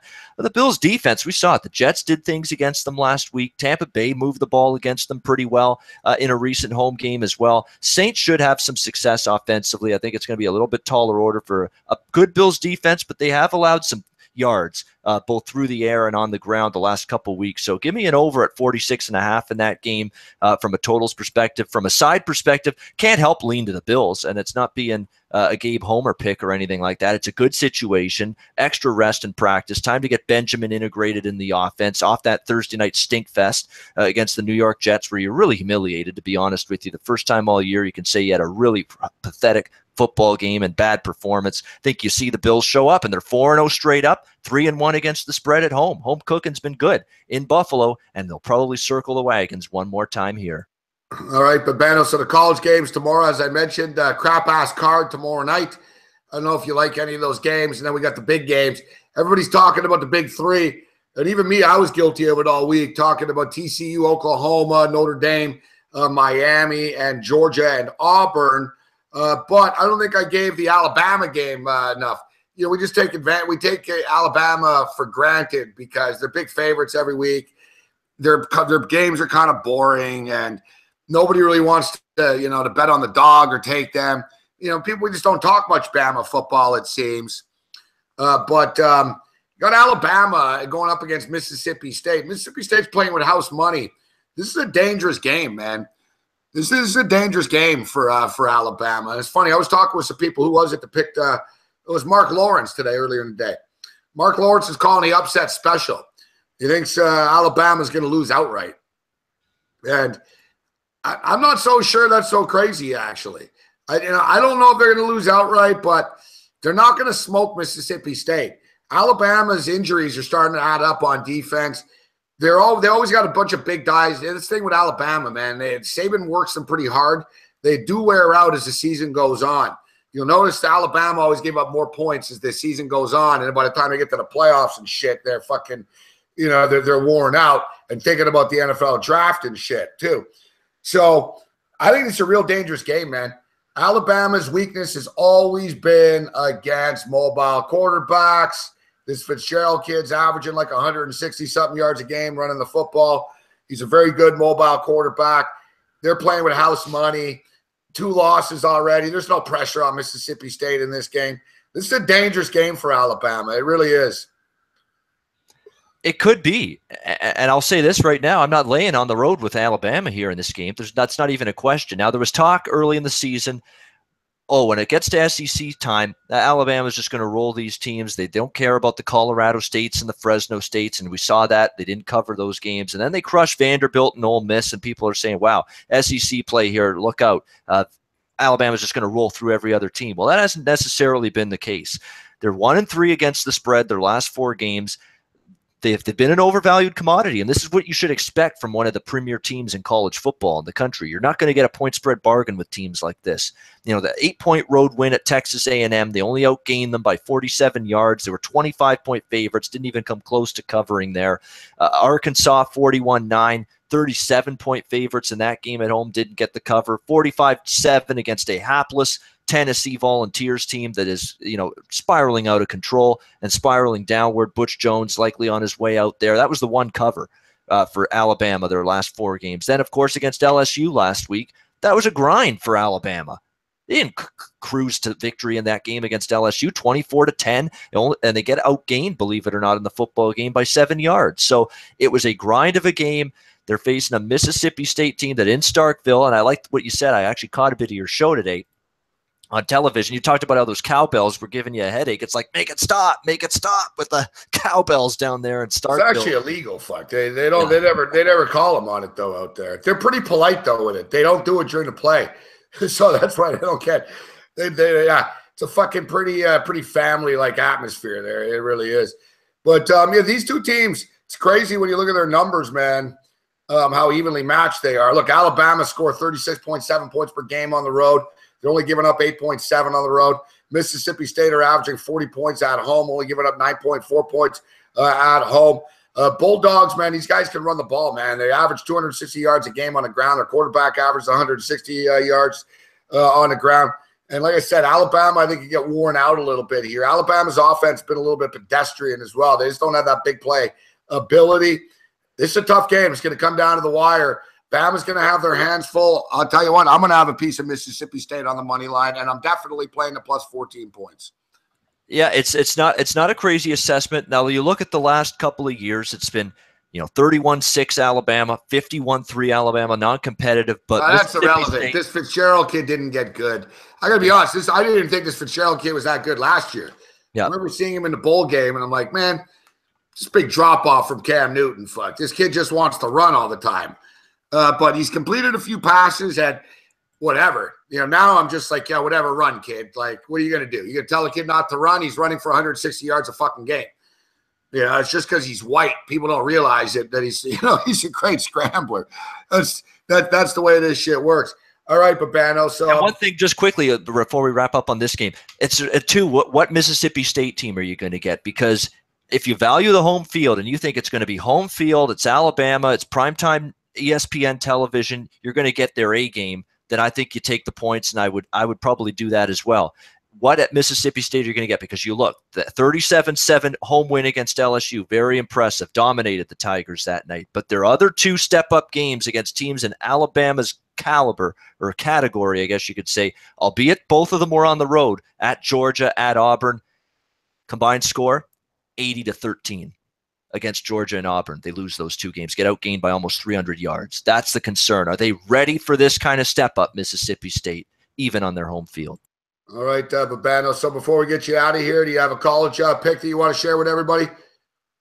It's a tough college card this week. There's a lot of games I'm going back and forth on. Let me see if I can pick one that I'm on right now. I like the over in Florida Atlantic, Louisiana Tech. That's one that stands out. 68.5. This Florida Atlantic offense rolling right now. Louisiana Tech struggled against North Texas last week. Now you're facing an even tougher Florida Atlantic Owls team. Of course, everybody talking about that cover that they blew last week with the safety, the Lane Kiffin tweet, all of that from the game against Marshall, which got a lot of publicity. But their offense can move the football. I mean, Jason Driscoll, who's a younger brother of Jeff Driscoll, has done good at the quarterback spot. Singletary can run that ball for Florida Atlantic. Their defense still has some warts, and they found a quarterback to Louisiana Tech, Jamar Davis, and since they put him in there, he's been pretty good. I think you'll get points scored in that football game between those two teams. I think if you lay 22.5 against UTEP with North Texas, that's definitely something that you can look to do.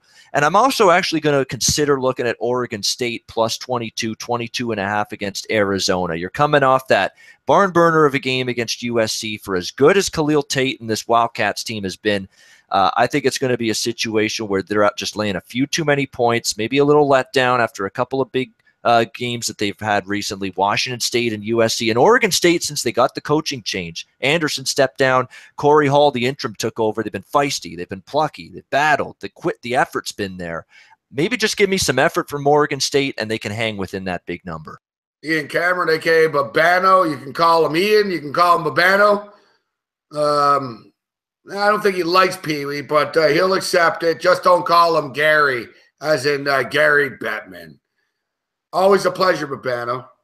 All right, awesome, Gabe. Always fun on Wednesday nights. We'll see you Friday with Camster and you on the television show. You got to get your beauty rest, get your Noxzema cream out. Do you put a facial mask on when you go to bed and stuff? Is that how you stay so pale and white? I haven't seen someone so white this week since I saw a picture of Sammy Sosa yesterday. Must be the lighting or something. I got to change the lighting because it's shining a bit too much in the background. I think it's your skin. That's not the skin. I'm not that white. I'm not pale as a ghost white. I'm white, but I'm not pale as a ghost white, though. It's not that bad. Hey, I'm pretty motherfucking pale. I've got more of an orangish hue going on again that I prefer. But yeah, I'm a pretty pale-ass motherfucker as well. It's not like we get a lot of sun, Babano, right? Yeah, exactly. Here comes the sun. Do-do-do-do. Got to do a little karaoke. Baz was asking for it there. Yeah, no, you have anything better than that for us? You going to take us out with something good? Oh, boy, I'm trying to think here. We had a good one with Safe and Sound last week, although that's a terrible song. But I want a new drug. Yeah, there you go. Oh, what is that thing with life as a Bills fan ain't fair? That's the Huey Lewis and the News song too. Nary a Super Bowl win, a team going nowhere. I'll tell you now what's going on. Life as a Bills fan ain't fair. Dun, dun, dun, dun. Life as a Bills fan ain't fair. Dun, dun, dun, dun. Life as a Bills fan ain't fair. Dun, dun. What Hip song to be is square. that? Hip to be square. Hip to be square. Yeah, you're pretty good at coming up with the lyrics quickly, but yeah, there's not enough melody there. I couldn't tell. I know. I gotta have the beat in the background. Hip to be square. Yeah, da da da da da da. Life as a Bills fan ain't fair. Poor Morency last week. They didn't play better than that for you. It's just a football game, Urbano. You know, I was so hammered, I don't remember the game anyways. Fuck. Yeah. I remember that's right. They bounced back and beat the Saints. You said it right away. They're going to bounce back and beat the Saints Sunday. Yeah, but the thing is with the Bills is people, I don't know what people expect. What do people think? They're going to go 13-3? You know, oh, I can't believe they lost. Oh, they're shit. You know, and then the bandwagon, all right, good. I'm glad the bandwagon's fucking emptied out already. It was a bad spot for them on a short week. Now they're actually in a good spot. And I brought this up, Banno. The thing is, how many people, like even in the chat here, although we have a lot of people here that watch all the games, but how many people, like common people out there, have actually seen the Bills play this year, Babano? They were never on TV. Yeah. Yeah, they've never on national television once. So unless you're a hardcore NFL fan that's watching online or has the package or whatever, you don't even see a Bills game. And so the only time the general public have seen the Buffalo Bills play was last Thursday. And they were flat. They didn't play well. And so people always remember what they saw last. So I think people think the Bills are worse than they are. And it's funny seeing the media. The media are so bad. There's like so many unqualified people in the media now that, you know, you look on a weekly basis, they're all over the place, dude, right? You know, Jared Goff went from being the worst fucking biggest bust ever to the greatest fucking quarterback ever. Like these fucking media types, they're all over the place every week. And, you know, I see it, you know, it's comical. And I'm not going to name names. Some of them are the worst, though, fuck. Like at CBS Sports, a lot of them are bad. You know, like Prisco and Brinson and these guys. One week Cam Newton's a bum. The next week Cam Newton's an MVP, right? And if you kept the headlines, it'd be like, man, guys, make up your mind. Like the media doesn't stand for anything anymore. They just they say whatever they saw that week. The fantasy guys are the same. Fantasy guys, if a guy has a big game, everyone in the fantasy world go, oh, you got to pick this guy up now and take him now. It's like we should have told us this before that fucking happened, right? Everyone's living in a reactionary mode right now from like the media, fantasy, handicappers. We need to fucking start predicting the future instead of riding the past, fuck. Hey, I like what Jared Goff's done, but you bring him up, and it's a great point with him because he goes from being spit on and shit on last year to now all of a sudden last Sunday I'm seeing him getting a one-on-one interview on the Fox pregame show with Terry Bradshaw and talking about how great he is. Well, what's the difference? Like, is Jared Goff any different of a person? He's the same quarterback. He's the same person. The difference is Jeff Fisher's not his coach. The difference is guys can receivers around him now. Watkins. They bring some of these other receivers in now to help. Receivers help, but the play calling, right? Yeah, it doesn't matter. You could have fucking Jerry Rice on that team if Jeff Fisher's the coach, but they're not getting them the ball. No, I agree with you. 1,000% right. You have a quarterback coach. Yep. McVay's a quarterback coach. You have if you're going to draft a quarterback first overall, and then you just throw the kid out there, and you're like, well, I don't know, he's not very good. You got to fucking coach the kid a bit. You got to teach him something. And Jeff Fisher can't teach a quarterback jack fucking shit. So, it's just funny the overreaction. Listen, I'm guilty of it too, dude. I mean, I overreact and underreact all the time to teams and people. The symmetry is amazing between the LA Rams and Buffalo Bills this year. You go from Rex Ryan and Jeff Fisher, two extinct coaches that don't know how to coach in this era, modern era of the NFL, don't know what to do. Their methods and their ideology is no longer works. It just flat out doesn't work anymore in 2007 and 2017 NFL football. So Rex Ryan out in Buffalo, Jeff Fisher out in L.A. Now you've got Sean McDermott in Buffalo, Sean McVay in L.A. And look at the difference. There's actually coaching going on with these two football teams. And look at Sean Payton doing well too. So it looks like if you want success, hire a guy named Sean to run your team. You're the Sean, exactly. Payton and McDermott and McVay. They're all doing. Is there another one? Who's another Sean? Is there another Sean coach out there? Off the top of my head, not in college now. No, That's it. That's it. 3 Seans. No, but it's a big point. I mean, Rex Ryan and Jeff Fisher, it's going from those 2 guys to Sean and Sean, the Sean twins, as I like to call them, huge for those 2 teams. Has every bit to do with the improvement and the uptick as anything personnel-wise, anything scheme-wise. It's the coaching, and there's actually some coaching going on for the good. Ian Cameron, a.k.a. Babano. Great stuff as always, Babano. We know you got to get out of here, do your notes. I feel your pain, actually. I don't do the notes overnight anymore, man. I just sort of sit here and vegetate till 4 in the morning. Yeah, my options are do them at midnight or wake up even earlier at like 6:30 or 7 and do them. So I know which one I'm choosing. Yeah, you're better off doing them now. I notice when I do these things early in the morning, Babano, I get frustrated. I get rushed and shit. I get pissed off. And at nighttime, I'm just sloppy. I'm sending in bad notes. Yeah, I'm talking about I got weird teams and weird, I'm like, what the hell was I fucking typing?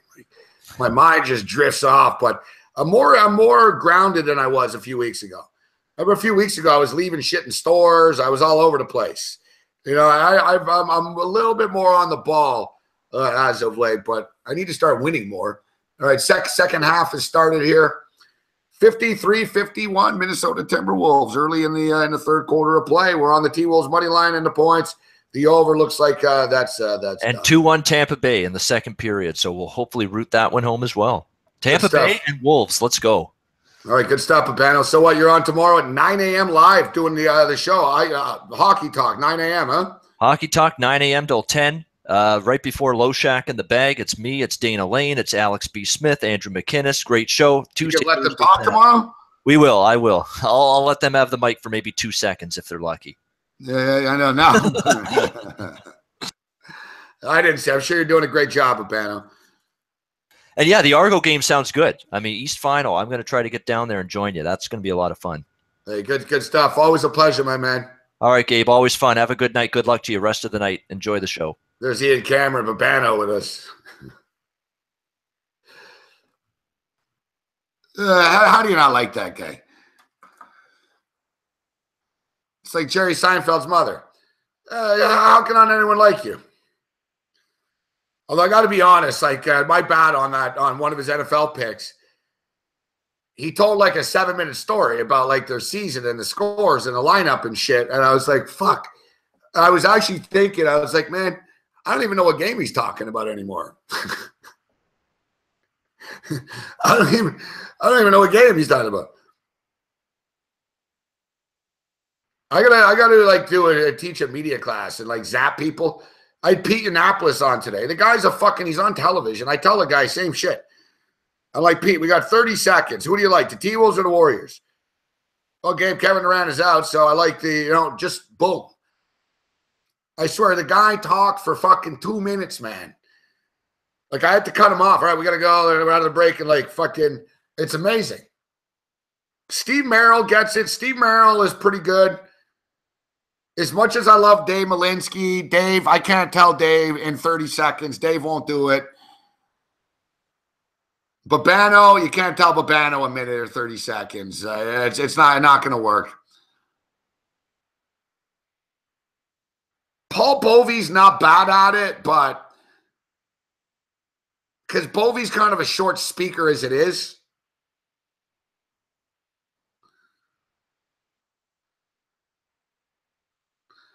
The 30-second thing, though, that's on me. And the producers in my earpiece always tell me. They always tell me, fucking don't ask him. Don't do it. I always joke back. I'm like, no. He'll be all right. He'll be all right. It's almost like an inside joke now where I'm like, all right, let's see if we can pull it off. Yeah, Donnie's very brief. Donnie can be brief.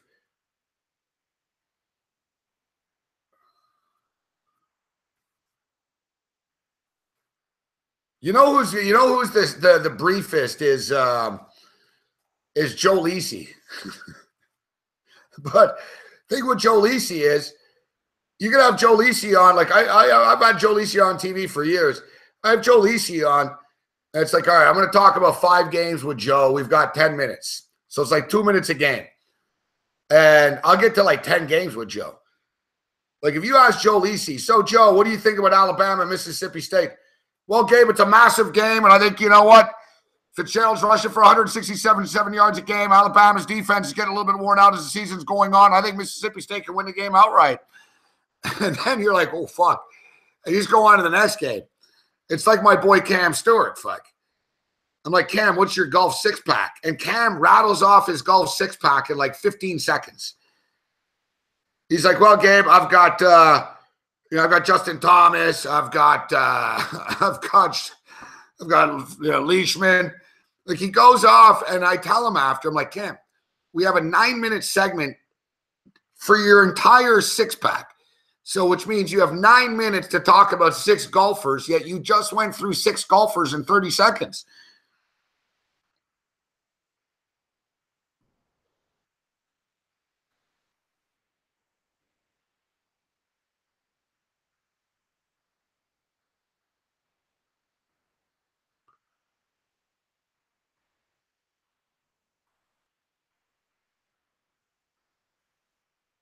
Yeah, Cam's the best. All right. Cam's horse picks have been really good. Cam always wins every day. Cam, I swear to God, Cam wins like $300-400 every afternoon betting ponies, and I think he loses it betting on fucking weird hockey parlays. But no, Cam's been winning money recently, I noticed. He told me the other day he hit his bookie for like 4 dimes or something. All right, so we're going to take a quick break. We'll come back. We'll go over some odds and take a couple of questions. Talk a little NFL football, college football. I want to get to Babano actually, and I wasn't running Babano, but I've had to go to the bathroom for the last like 35 minutes. Babano had to get going, so I didn't want to take a break. And but I wanted to ask Babano who he liked in the Miami game, Miami Notre Dame. So say in the chat here, Babano, who you like, if you can, please.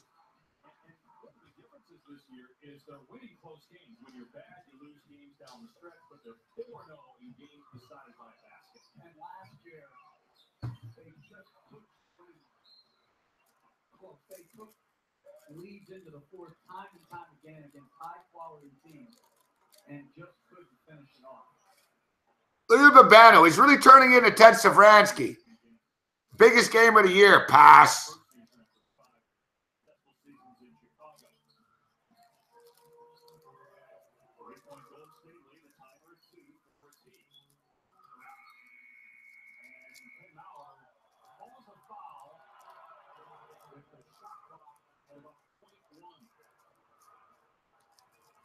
Zeke will go to the line where Minnesota has not missed tonight. Iguodala with his second personal.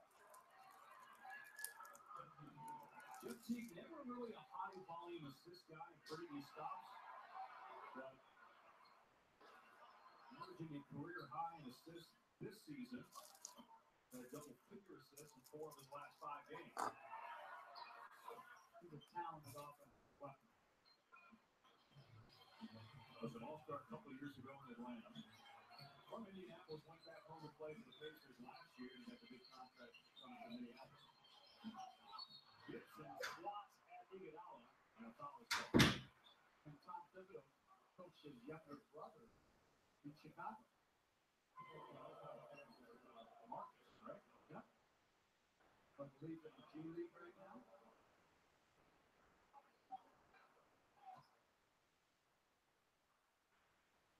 Iguodala shooting 2.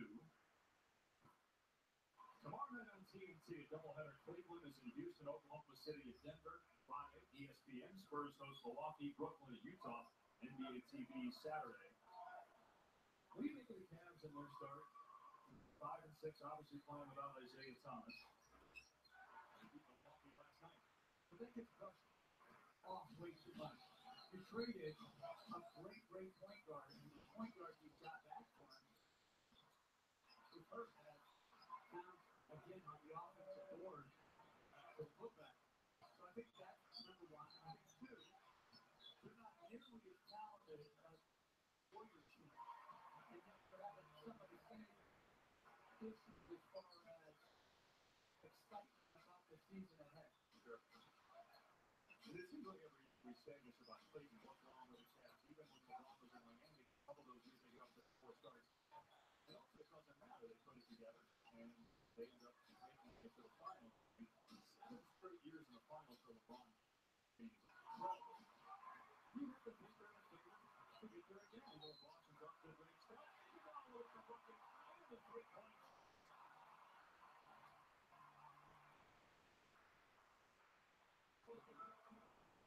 Well, one thing that Iguodala can still do exceptionally well is make the right decision when he has the ball there, rebounds it, pushes it. He and Draymond Green are like additional point guards on the floor. Iguodala now his 5th year with Golden State. He was the Finals MVP when they won their first championship. People forget that. That's how great he was in that series against Cleveland. Wiggins lost the handle. They'll try the 3 and knock it down over Draymond Green. His first 3-pointer.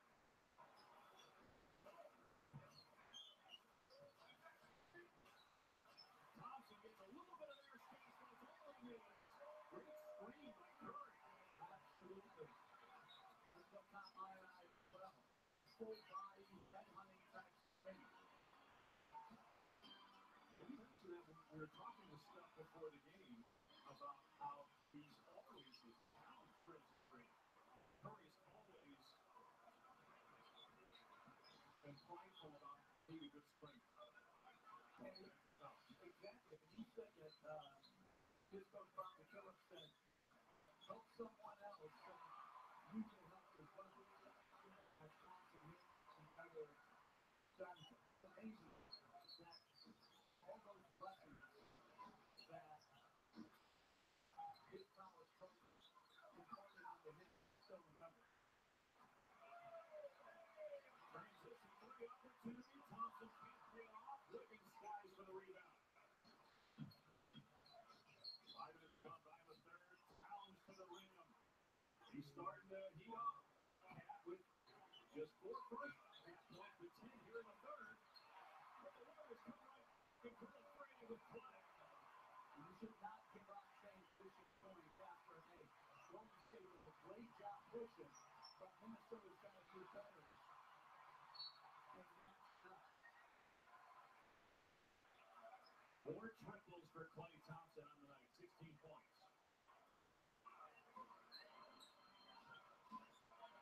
But Julie with a block on the other end.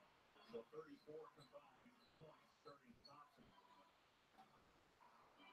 Both struggled to shoot in their last game against Miami.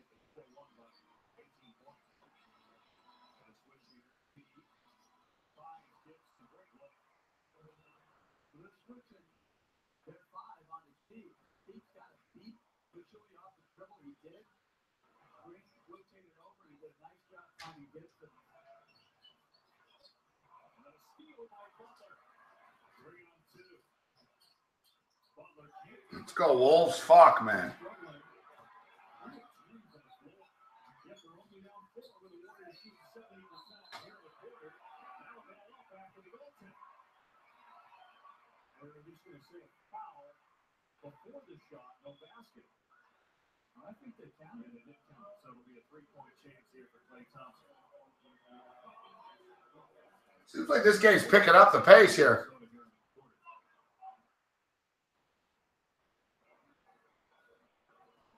First free throw attempt of the night for Klay Thompson. He missed it.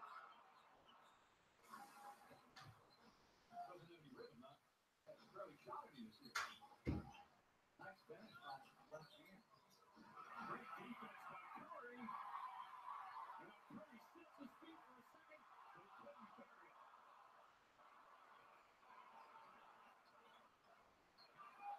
Butler, beautiful catch in traffic. Deep pair upset. Butler turned it over.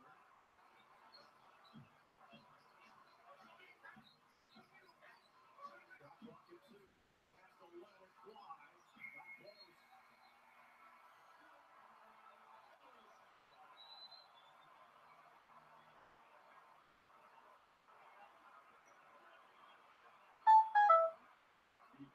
He's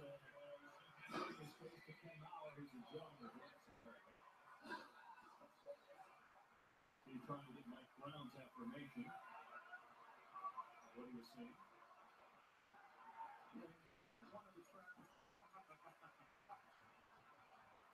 Now, Steve would have only done that when he was wearing the Al Attles sport coat on the night that they celebrated Al Attles. That would have been good. That was nice. That was a nice tribute to a Warrior legend. Curry cross contact when he'll go to the line.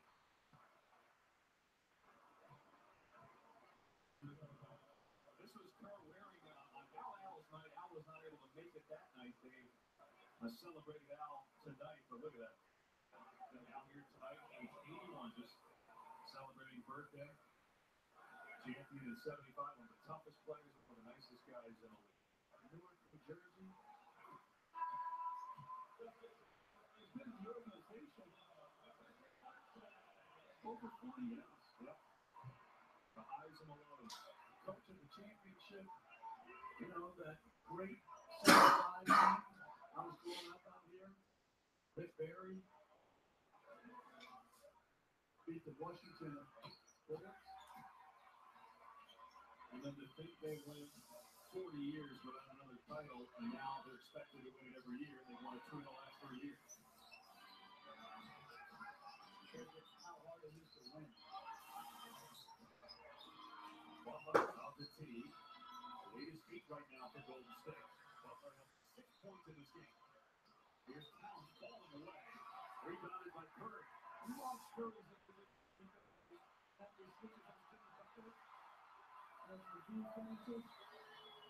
but Curry's individual defense is what has sparked power. Staying in front of the ball, using his chest, refusing to get back down and back in when they have to send a double team. Steph Curry showing his two-way play.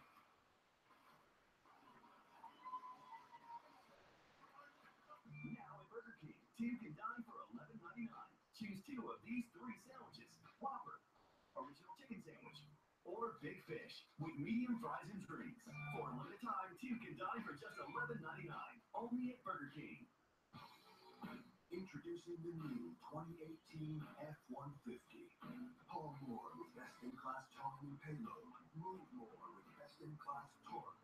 Be more confident with available Pro Trailer backup assist and trailer blind spot coverage. And go further with best-in-class fuel efficiency. Whatever your challenge, bring it with the most capable F-150 ever.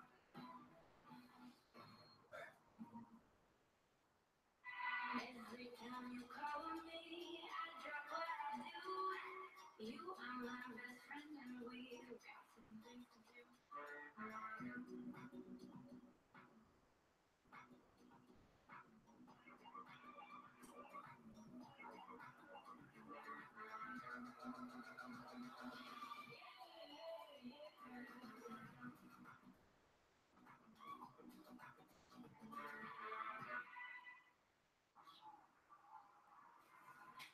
You missed. Did I?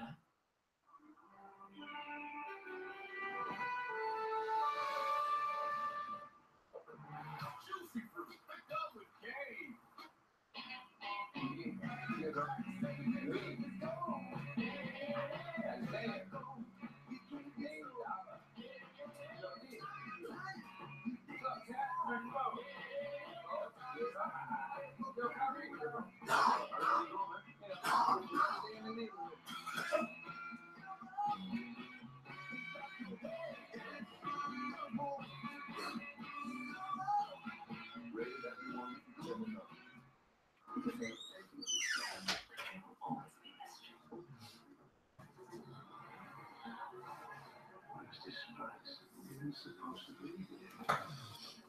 I'm fucking choking on Febreze here. All right, we appreciate everybody joining us here this evening on the Wicked Wednesday. All week you guys have been asking about the breakers,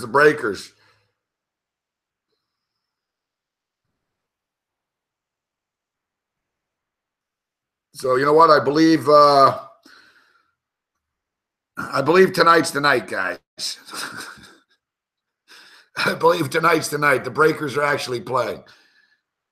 2-point favorites. How do we not take them? I don't know, man. The Breakers win. They every time we've taken the Breakers, they've won for us. They get it done.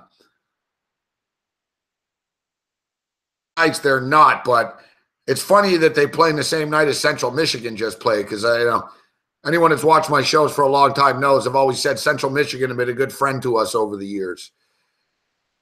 Whenever the slump buster, Central Michigan's the team to end it off. And speaking of slumps here, Minnesota can't hit a shot suddenly. We're fading. We're fading. At least they're not overwhelmed, but they're missing shots. Incredibly quick tempo right now. They're going back and forth. Both teams are missing, and Clay just hits a 3. And suddenly we're down by 13 motherfucking points. Just like that. These fucking Golden State runs, man. You know what's crazy is I'm not an I like Golden State. Like, I don't fight it. Like, when they're hot, I'll bet on them. I don't mind laying the points. I got suckered in here this evening, expecting more from Minnesota. But we're in this game. We're just a couple of threes away. It's 79-68 right now. It's an 8-point lead. Swaggy P for 3. He misses. Got to capitalize here, though, T. Take advantage of this. It's been a couple of times. T just did this right now. Oh, good stuff, T. T's going to the line for 3. Minnesota are getting the ball stripped, or Golden State are poking in, and they're playing defense on them. And Minnesota have quitting a lot after a lot of plays. They bitch at the refs. They're expecting fouls to be called. Wiggins just did. Teague just did. Teague got a call here. But I've noticed a couple of times here the Timberwolves, it's like, guys, you're playing against the Warriors. You're the fucking T-Wolves. Like, you're not that good that the refs are going to be blowing you here. It's not a fucking shooting foul. Fuck me. And Teague misses a little teardrop. These fucking late night NBA games, huh?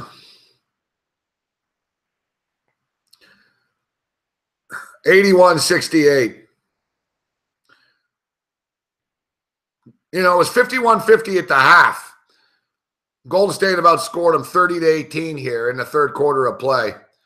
Thibodeau's not calling timeout. He's letting this run happen, which I really don't fully understand, to be honest with you. It's the thing with these fucking coaches. Oh, the guy's a great coach. Then call a fucking timeout, man. Yeah, your team's getting run out of the fucking building here in the last 6 minutes, and you're just watching it happen.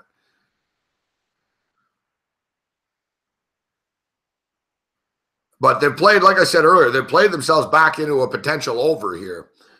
In-game total is now 222.5. Over under 222.5. Point spread 12.5.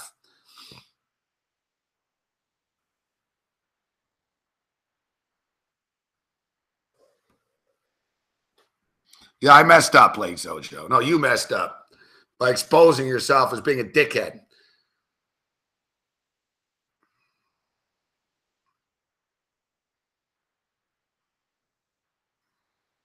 Ace Farmer. See you later, Ace. See what you did, Lakeside, the Lake Show, Zoe? Because of this Zoe guy, now Ace is leaving.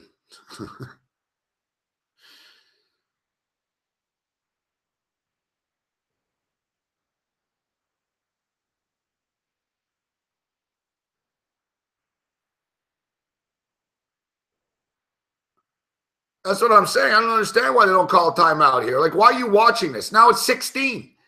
It's like Thibodeau's just fucking watching this shit fucking fade away. Like, what's he doing? It's like, dude, another turnover. Like, and I want to hear you hear after. No, not good night to me and the Wolves. Good night to you, Zoe. Get the fuck out of here, you fucking dick. Yeah, 18 now. Oh, good job. Thibodeau calls timeout now. And now what are you going to hear after? Oh, it was a It was a learning experience. Why do you call? Well, I wanted to, to see the guys. Well, you want to see your guys get their ass handed to them and fall apart and get overwhelmed by the best team in the league for the last 7 minutes? Like, I called for a timeout fucking 3 minutes ago and the lead was 9, for fuck's sakes. Way to let it get to 18. When you call timeout at 18, the game's over. The game just like, it just went from a 7-point lead to an 18-point lead and you just watched it happen. Like, for fuck's sakes, man. But you're going to hear what a great job Thibodeau's doing here in Minnesota. Great job, coach. These fucking idiots, man. Dwayne Casey does the same bullshit with the Raptors, fuck. The fucking playoffs and shit. Cavs go on a 14-0 run. He just stands there, and then he calls timeout once they're down by 20 and shit. And then, the Raptors go on a little fucking 8-0 run. Right away, the Cavs are calling a timeout. That's the only time you should use your timeouts. That's what timeouts are for in basketball, to stop the other team's run, fuck. It's as simple as that. What are you going to tell your players? It's not going to tell your fucking players. The only thing your timeout is for is to stop the run. You're a fucking idiot, Thibodeau. Fucking pisses me off, man.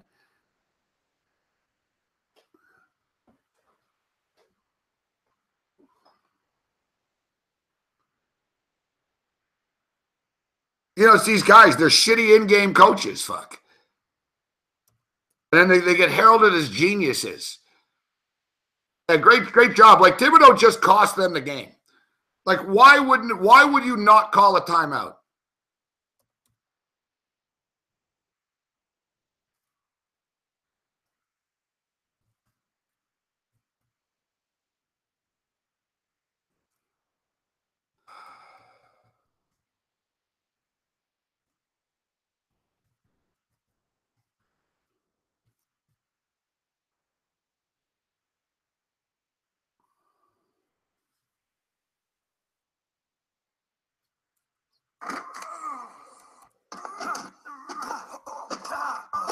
Oh yeah! Get the fuck out of here, late show.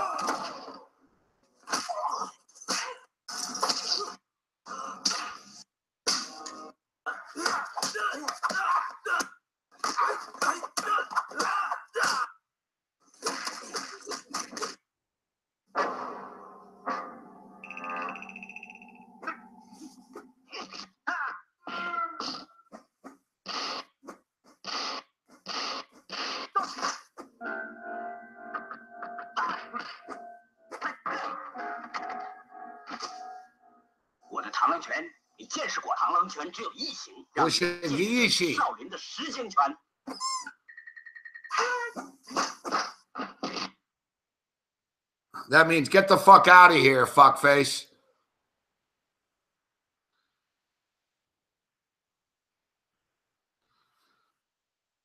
Yeah, Norfolk's going to be a good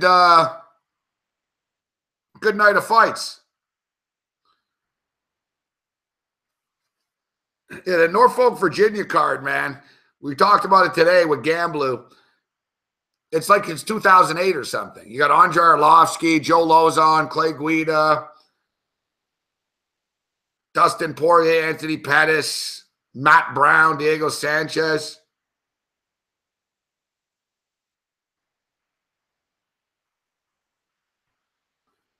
I think Poirier's the play.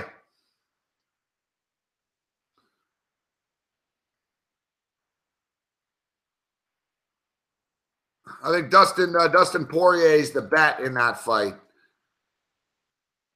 Dustin Poirier minus 105. I think Diego Sanchez is worth a little look, a live dog. I think Sanchez, Matt Brown's the bigger man, but Matt Brown's vulnerable with those body shots. Sanchez is going to be shorter, throwing right at the gut, right at the liver and kidney and stuff. Holy fuck, 95-76, just like that. Great job, Minnesota.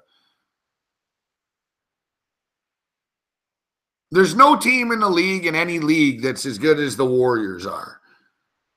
You know what I mean? Like, the Patriots win Super Bowls, but the Patriots don't dummy teams. The Patriots need miracles and shit. Fucking, Seattle can't score in the 1-yard line or whatever. Golden State just beat the shit out of teams. Like Golden State flicked that switch. It's like, you know what? All right, we're tired of this game being tied. And then next thing you know, you're down by 21. Pretty gutless performance by Minnesota. I'm not surprised, though. Wiggins is way overrated. Thibodeau's fucking overrated. I mean, it's just, to me, this game, it's a 7-point fucking game. It's, first off, it's a 1-point game, 2-point game, 3-point game, 5-point game, 7-point game. I'm sitting here like, hey, fuck face, fuck. How about you call timeout?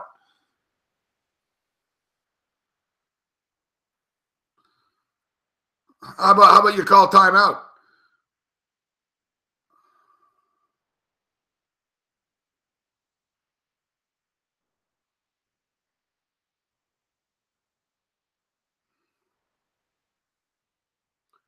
Well, Wiggins isn't Anthony Bennett. Wiggins is just sort of a kind of like somebody named Doughboy. Fuck. I'm sure you're hit with the ladies, Doughboy. I'm sure a guy named Tech Doughboy is just rocking hot chicks.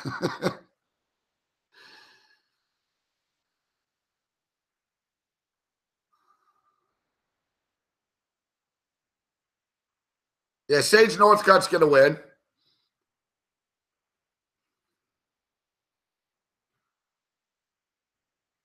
Yeah, Wiggins isn't a bad player, but it's a good comparison to Rudy Gay.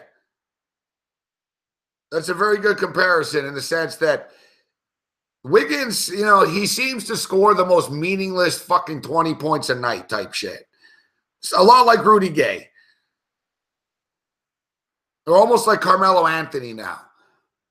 Like Wiggins, you watch you watch Wiggins at T-Wolves game, and Wiggins never has an impact on the fucking game ever. But at the end of the game, you look and you're like, yeah, I guess, fuck, he got 22 points and fucking 8 rebounds. Like, he's a stat pattern. I remember once I was saying this last year, and he hit a shot to win a game, and I was all stoked. I was like, fuck, it's about time.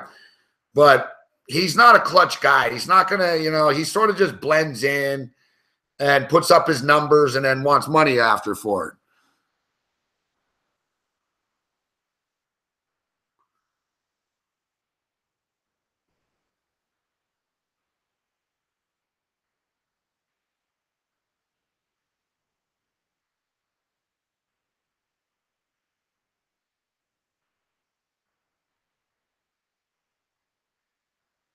Well, Wiggins deserves a contract more than Embiid. Embiid doesn't even fucking play. Embiid's fucking lucky he got paid the money he did.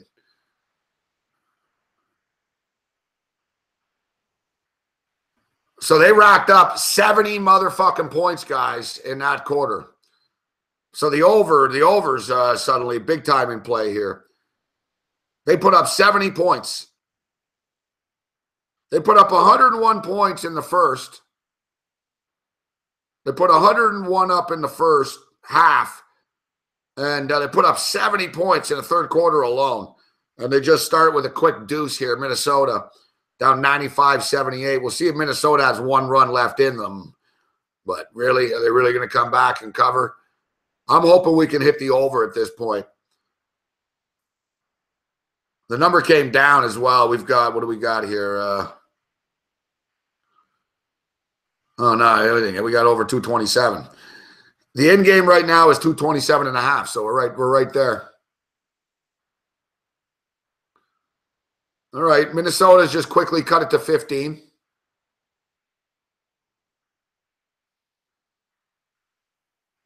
Minnesota's just quickly cut it to 15, and we got a turnover here on Golden State as well. It's a big possession for Minnesota. If you guys can pop a 3 here, it's a big difference being down 12, 20, and 12. Yeah, well done, this nice little quick little run here, but can you keep it up? You gotta finish this. Ah, come on, fuck. Fucking block, fucking from behind. I'm sure that was a foul. It's hard to tell, fuck, but really? Oh, fuck, man. Fucking Minnesota has the ball. Guy, who is that? Georgie Deng. Deng misses a fucking dunk. Looked like he got fouled from the back, but misses a fucking dunk. And then Golden State just runs down the court and lays it in. Like, man, Helps the over, though. Come on. Come on, Minnesota. Hit a couple of shots in a row here. Minnesota rattles in a lucky bounce, Deuce. 97-82, and oh, what a shock. Hey, Thibodeau. Steve Kerr just called a timeout. They're 1 minute in. 1 minute into the third quarter. Minnesota goes on a 6-2 run. Steve Kerr's like, whoa, whoa, whoa. Steve Kerr stops it. Timeout. Like, seriously, Thibodeau, you're a fucking asshole, man. That's all it takes. It sounds crazy, but that's all it takes. You know, once you were down 10 and 12, didn't you figure it out that, you know what, this game just went from us being fucking down 1 to us down 10, us down 11. Maybe I should just fucking give the guys a breather here for a second. No. I'm gonna let them score 44 fucking points, and I'm gonna call a timeout with 48 seconds left in the quarter. And then look exasperated. Oh, you guys. Fucking idiot. That's the thing when you bet on this bullshit, fuck. You got to deal with this fucking bullshit. These fucking idiots. Bigger like it's like fucking dealing with idiots in a chat room, fuck.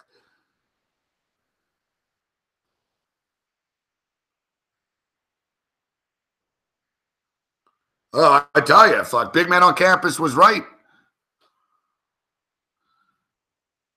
I know, but Minnesota's not a bad team, Jazz. Carson Wentz is the MVP right now. I appreciate that, Yura. Thank you very much. Gracias. Merci. Dankeschön. Whatever language you may speak. Thank you, Yura.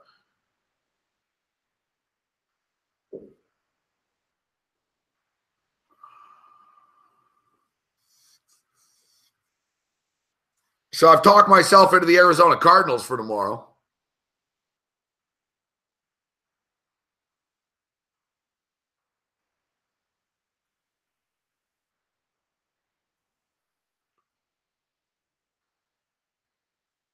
Unlike Babano, we'll give a pick.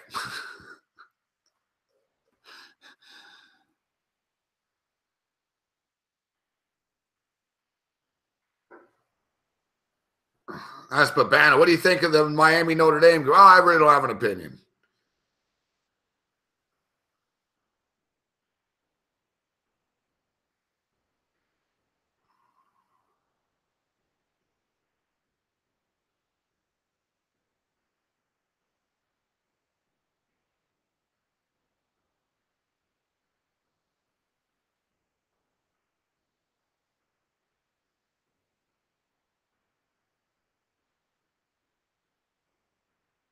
I don't think anyone's laughing at your name, Yura, but as a betting man, I'll say minus 300. Yura is not who they pretend to be. Not who they pretend to be. But we appreciate we got past the 75. Because put it this way, if somebody couldn't speak English properly, they wouldn't be trolling back right now.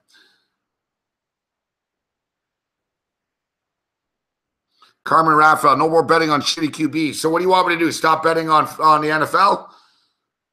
They're all shitty QBs. How many good QBs are there in the NFL right now? 10?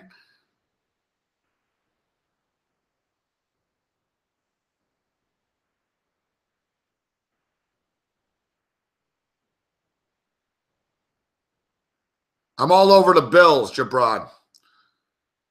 I'm all over the Buffalo Bills.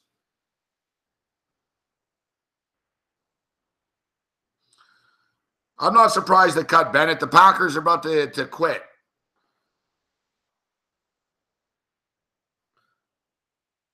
You know, Packers realize, you know what? We're not going anywhere. Why are they going to pay people? No, I like the Buffalo Bills. They're in a good spot. Like I said earlier, everybody saw the Buffalo Bills play on national television last Thursday. They were terrible. They lost to the Jets, who are better than people realize. So people are like, oh, look at this team. They got beat up by the Jets. There's no way they're going to beat the Saints. Saints are on a 6-game win streak right now. They're poised for a letdown. They're poised to lose a football game.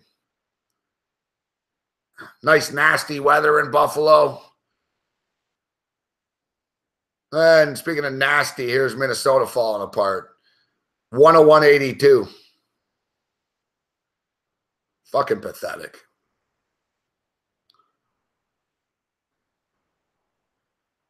I actually like the Miami Dolphins this week as well, Blake.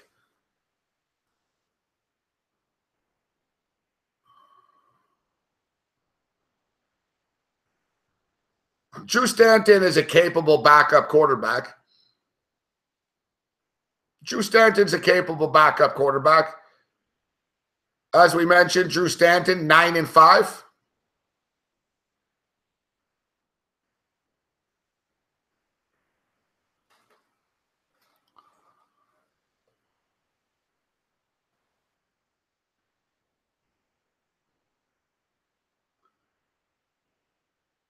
You know, the fact of the matter is, it's not like Carson Palmer was killing it anyways. It's not a big downgrade for them, to be honest with you.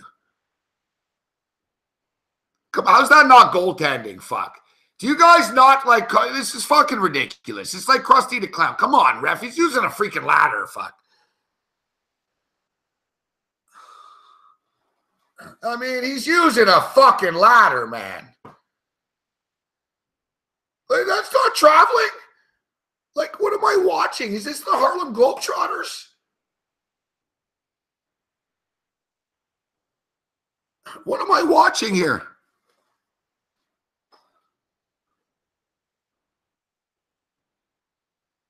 I swear to God, the guy goes up for Minnesota. You see this, Sean? The ball's going in. The guy goaltends it. No, we don't call it. Buddy fucking slammed it down after, but then after, Buddy on Golden State totally palms the ball, takes like 6 steps, no call. It really is like the Harlem Globetrotters. It's like, what's going on? I get it. Golden State are good. Fuck. You know, what, are you going to let them just clown everyone now?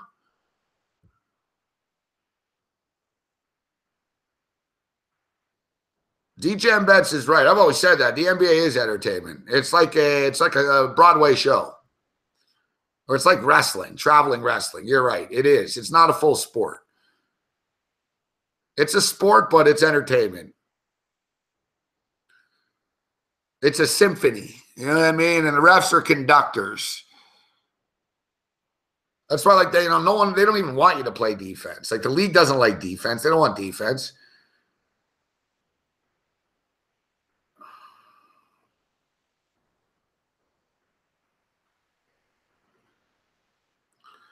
Juju, you got to go with Smith-Schuster, Craig West.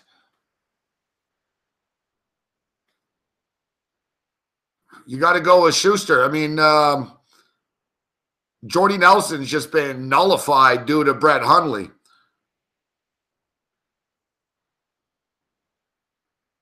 No, I'm telling you, I like Arizona tomorrow.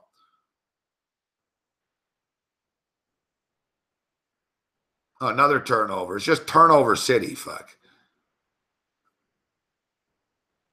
And, yeah, good job, Minnesota. Getting right out of the building. Down by 21 again.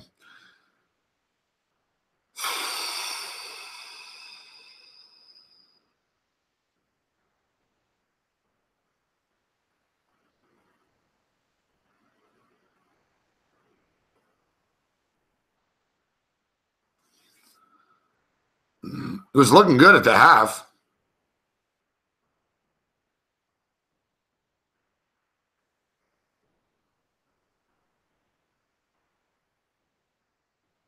Yeah, so as we would tell you, asking about Buffalo. I think Buffalo are in a good spot. Prolonged rest, coming off the Thursday embarrassment. New Orleans riding a 6-game home winning streak, going on the road. Nasty weather at Buffalo Sunday afternoon. Bills are going to circle the wagons. As far as Arizona tomorrow, like I was saying, Drew Stanton's not a drop-off from Carson Palmer at this point. These two teams historically have played close games. Seattle's not scaring anybody right now. And the health of Arizona's defense. I like all the players they're getting back here. And have gotten back. Like they're starting to be at full strength right now, Arizona, with the exception of Johnson and Palmer.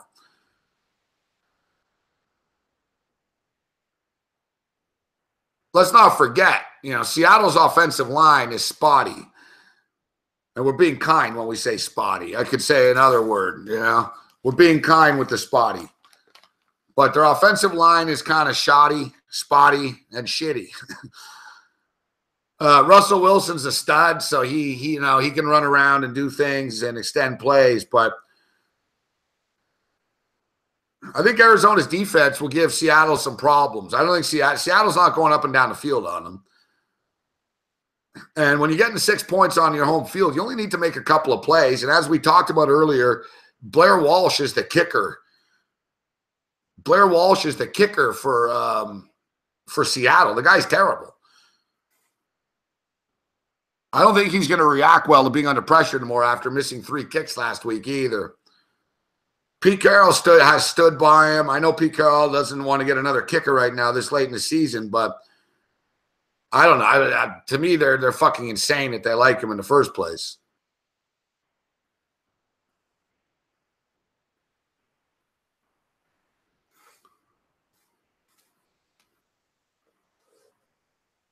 Me and Donnie talked about the Dallas Cowboys and the Falcons game earlier in the week. I do like the Falcons in this spot. We'll keep our eye on the Elliott situation tomorrow. But for Blake, I believe it was Blake saying he's going to the fight Saturday in Norfolk, Virginia. I do think that Dustin Poirier is worth a look against Pettis. Pettis is more sizzle than steak. Pettis has that nice one highlight reel kick off the fence to the head of Henderson. He was on the Wheaties box, but in reality, since then,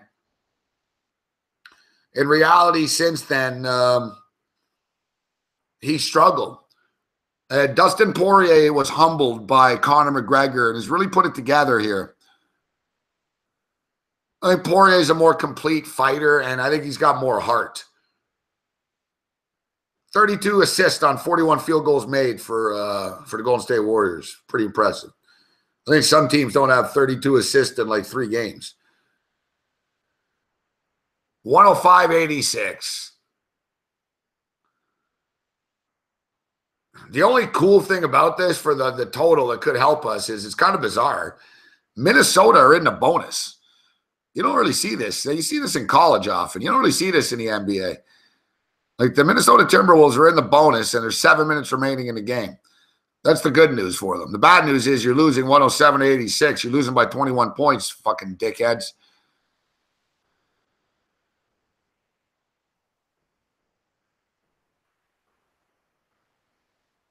They've got their starters out on the floor still. There's fucking Thibodeau. You're an idiot, Thibodeau. You were overrated in Chicago, and you're fucking overrated here. You're going to get a free pass, though. And you know what? The coaching fraternity and the announcers are going to fucking blow you all the time and talk about what a great job you're doing, despite the fact you have a fucking dream team here and you got a bunch of fuckhead fucksticks. Fuck. And there's Towns missing a free throw, and everyone gives him a high five after. That's one thing I hate about the NBA. It really bothers me. All right, there's Towns misses them both.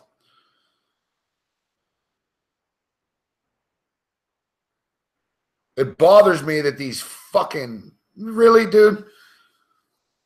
Well, we're going to lose our total bet by like 1 or 2 points or something because this kid keeps missing free throws. It's his nonchalantness. He's just like, oh, whatever. Hey. Yeah. Glad that college basketball starts on Friday. We'll bet on some real basketball in an hour, less than an hour. The New Zealand Breakers. I should have just played a parlay. The New Zealand Breakers and Central Michigan. 2 teams that have been good to me. In-game total, 224.5, 109.86 with 6 minutes remaining right now. 4-1 Tampa Bay Lightning.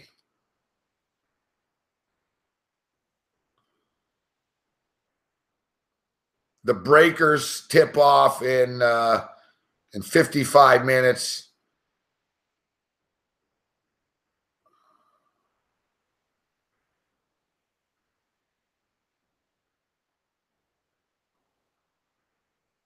What do you mean, George wants to play? The Breakers in the play, buddy. The Breakers. Mario Martinez, my top NFL picks are the Buffalo Bills and the Atlanta Falcons so far. I like the Buffalo Bills and the Falcons.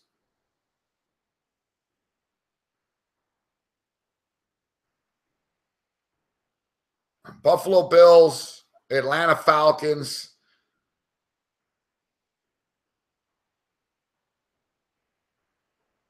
Those are the two to catch my eye the most. I don't want to force picks, so those are the two I like.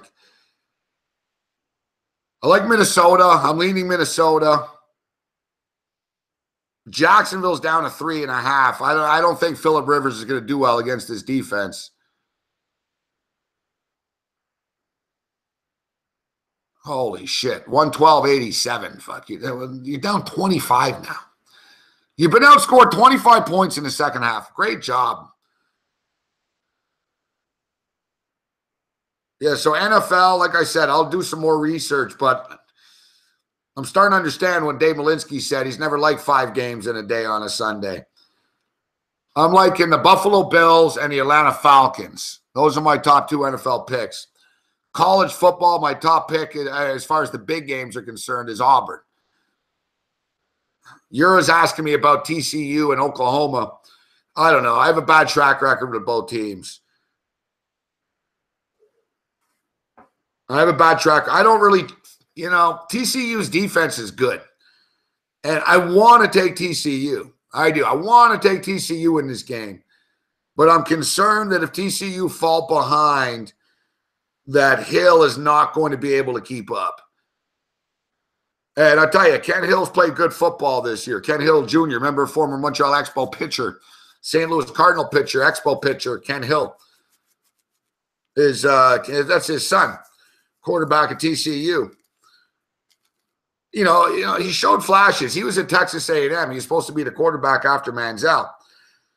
He transferred to TCU. He showed flashes, and then he was very inconsistent.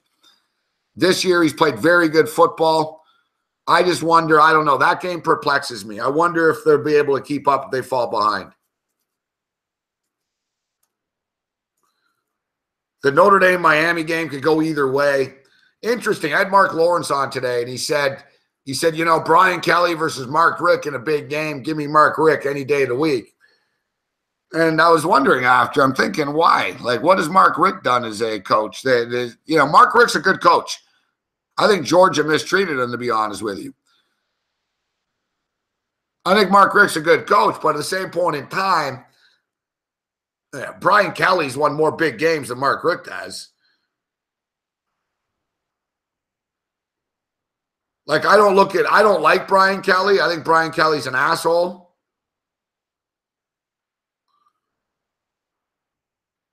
I think he's a dick, but I think he's a good coach. Like, it's not like we're going into this game, we're going to get out-coached because we got Brian Kelly. You're not going to get out-coached. Brian Kelly's going to have him ready to go. And another thing is, I like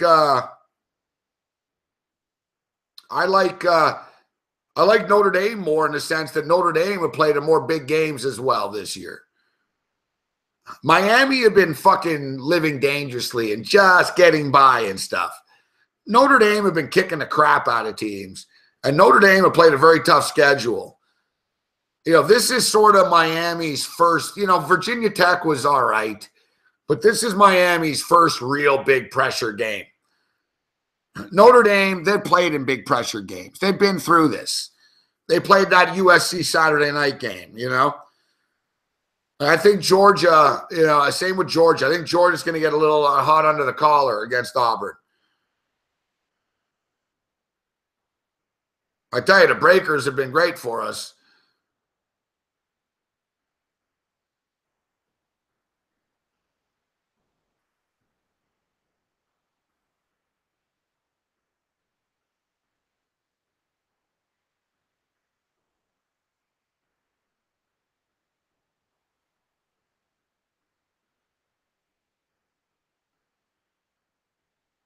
I'm looking forward to this start of this Breaker game now.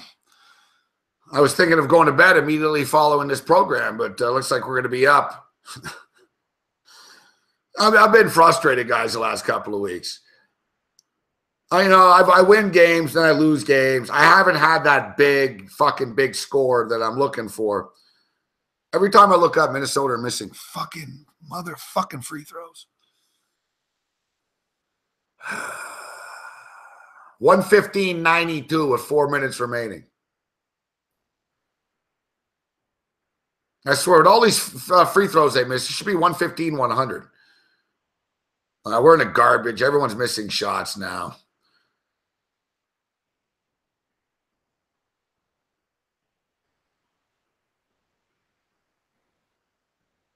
Come on, hit a couple of threes, man. Come on, Minnesota. What's Minnesota going to do here?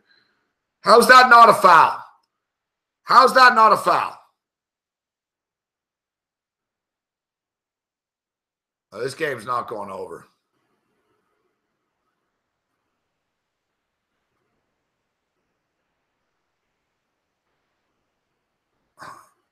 Golden State, even their bench is good. So Golden State's bench are showing off and they're zinging the ball around everywhere. Minnesota are getting mugged. The refs aren't calling it.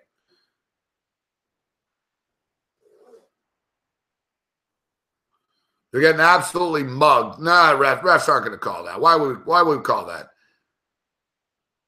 You know what? You're down. But yeah, you know what? You haven't called it all night. Fuck. Well, lesson learned this week, last 2 nights. Don't bet against the Golden State Warriors when they're hot at home.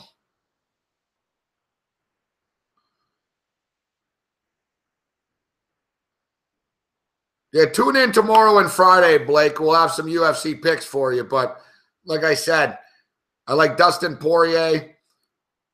I think Diego Sanchez is worth a shot as a live dog. Marlon Moraes is going to be Dodson. I think that Sage Northcutt's going to win. They gave Sage Northcutt a guy that's tailor-made for him. They want Sage to win. They don't want him to lose. And they gave him a guy that doesn't wrestle, that's just going to stand and bang. All right, we'll take a quick break. We'll come back with some closing thoughts.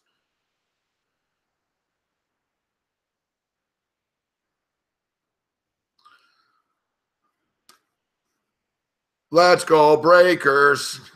Fucking Breakers bailout special.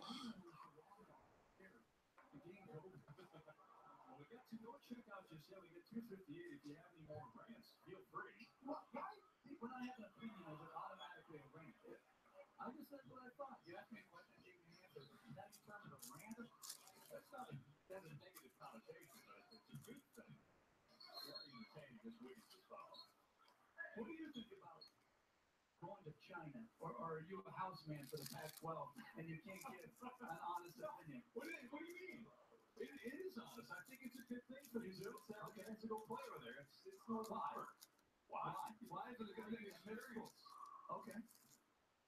I get that point. Because you know, like I know, that they want to play in the NBA. They want the experience of basketball. That school is far down the list of their priorities. We all know that. Well, not for everybody, but also most of them.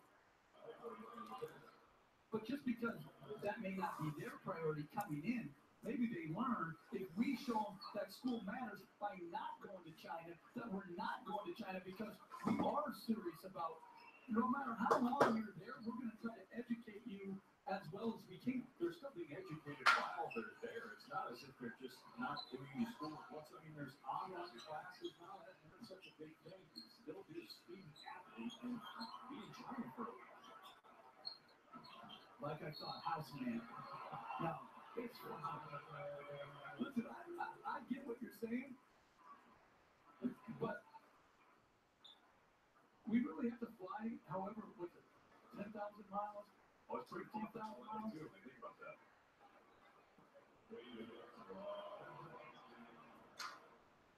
By the way, when's your next coaching? Is it like a week, 10 days? We start on the 17th. Still formulating our roster. We played very good Puerto Rico team in Orlando on Thanksgiving night. Follow that up by playing an outstanding Mexico team in Greensboro, North Carolina, on the Sunday after Thanksgiving. So we got our hands full. We still got to put together our team, but we start practice next Friday. How challenging has that been for you as a former NBA head coach to be coaching guys where you're trying to formulate a team, a lot of G League guys or guys that aren't even in the G League, and you guys have a lot of success this summer? Yeah, well, it's been challenging. You don't really know the player and try to study him, but until you coach somebody who don't really know him, thankfully, Sean Ford, the head of USA, basketball, that area, Samson Coyote, and a bunch of NBA executives are going to really try to help us. Really with the dunk that they set a foul on the floor. 50 combined points for Klay Thompson and Steph Curry. 6 threes for Thompson, 2 for Curry, and again, no Kevin Durant tonight. No problem for the Warriors. But Durant's fine. It's just a thigh contusion. He'll be good to go on Saturday against Philadelphia. Why don't they play the Pac-12 tournament in China? If it's such a great experience, I was just thinking about that. Why not take everybody over there? They played in Vegas, not Start Vegas, but Las Vegas. No, but seriously, I love Start Vegas. What a great. Did Dan Mullen start that? The football thing? I was great. No, I think it's been around for a while. I don't think people that are in Starkville actually like the fact that it's called Start Vegas. They actually take offense to that word. Really? I have a sense of humor. But what a job that Mullen has done. They got number 2 Alabama on Saturday night. Here's the clock. The 3. It's good for Patrick McCall. It's 15 3-pointers for the Warriors. Will improve to 9-3, win their 5th straight game. And they have 2 more home games coming before they head out on the road for a 4-game road trip. Minnesota won 5 teams to beat the Warriors each of the last 2 years. I'll have to wait till next time. As Cleveland gets to the rim, and a 3-point opportunity. What an addition Nick Young is because he hasn't had to play a ton of minutes. Fuck. We're getting close to the over here. Depending on what number you got. And their challenge is with me.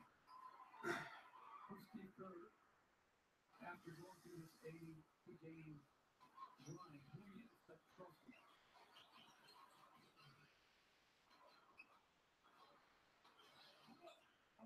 Oh, fuck off. It'll be interesting, right? I mean, can't play everybody. Oh, fuck. But he doesn't play any different. Like, he's going to play how he plays. That's what makes him explosive. And that's what makes him feared as Brooks with a beautiful running hook shot. That's what strikes fear in the opponent's coach. Well, we lose by 1 point again. It's like every night. Deja vu over again. 1 point. Only at 1 halftime, they blew it open with a season-high 44 points in the 3rd quarter. And ended up beating Minnesota 125-101. I fucking told you, man. Those fucking free throws and fucking Towns was missing. I knew we were going to get fucking. I said we're going to lose by 1. I fucking knew it. It's unbelievable. I can't buy a break. The Morency voodoo doll, man. Every fucking night. Every fucking night I lose by 1 fucking point.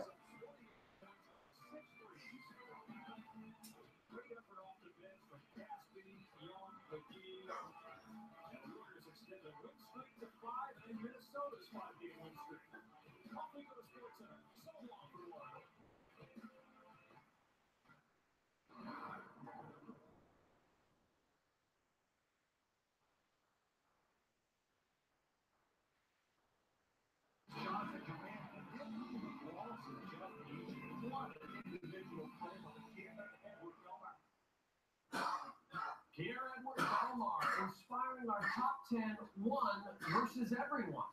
Though I'll never have to face the world alone. I've always got my partner in crime here in the studio. Wow. Thanks. Of course, I'm talking about my teleprompter operator, Sarita Patel. She truly I don't believe that. It's fucking nightly.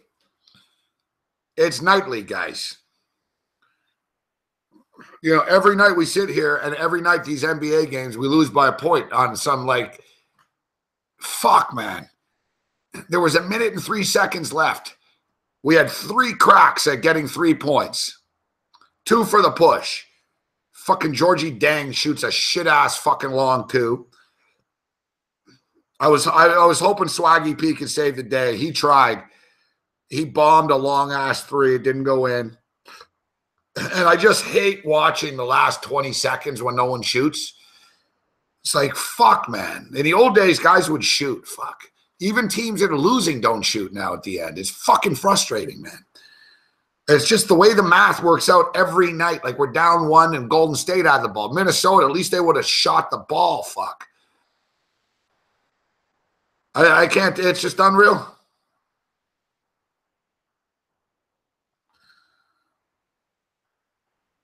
It's like, fuck, man.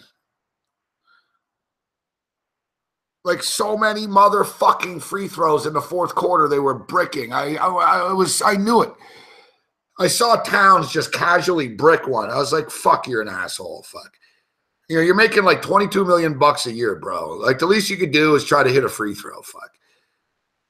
These guys, they just don't give a shit. They don't care. Like, they don't care. You got to remember that. Like, they don't care. Fuck.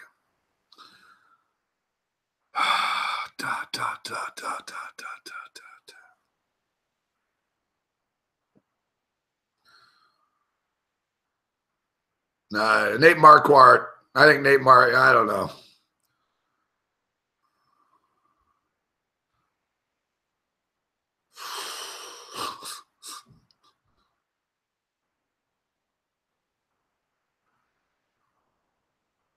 You have to keep your weed locked like guns.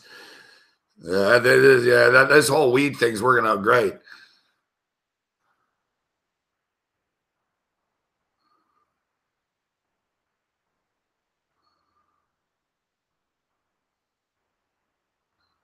I don't know what you mean you don't care. I don't know what you don't care about, Tom Marino.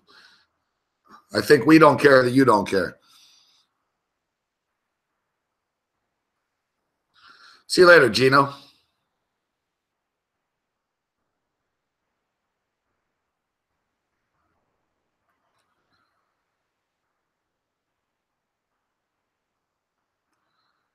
The next play.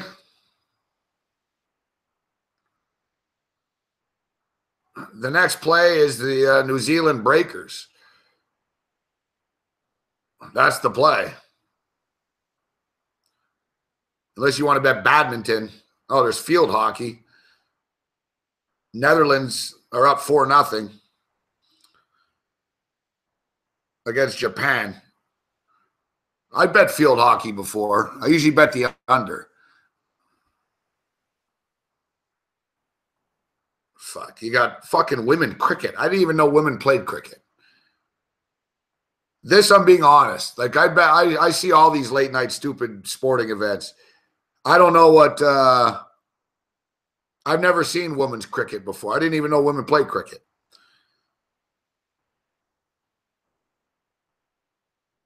You got badminton. I'm a degenerate, and even I don't venture into the badminton too often. I'm not saying I've never bet badminton, but I don't know. It's badminton's hard. I don't know anything about them. You know, even like snooker and billiards and that shit. I sort of know, you know, hey, Phil Taylor, you know what I mean? You know, and the darts and stuff. You know there's certain guys that are good, but I don't know who's good in badminton.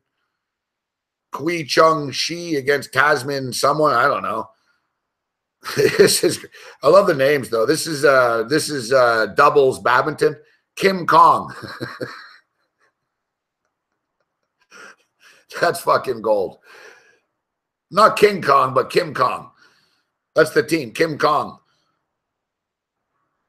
5-1 Tampa Bay. I like Tampa Bay tonight too. I say this every night. We should only bet hockey. Fuck me. You got Filipino fucking college bullshit starting, which I never win when I bet Filipino college games, so screw that. Looks like, well, we're degenerates, but it looks like you'll have to wait a whole 35 minutes, guys. But I want to bet now. I don't know. Go to the online casino then. Fuck. New Zealand Breakers. Just like the Chips. They're a friend, they're a friend. When you got problems, the Breakers are there for you. The Breakers are there for us. Taking on the Perth Wildcats.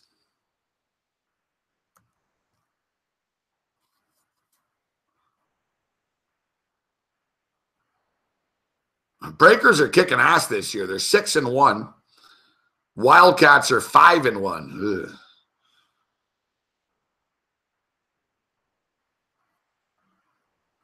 Total's 166.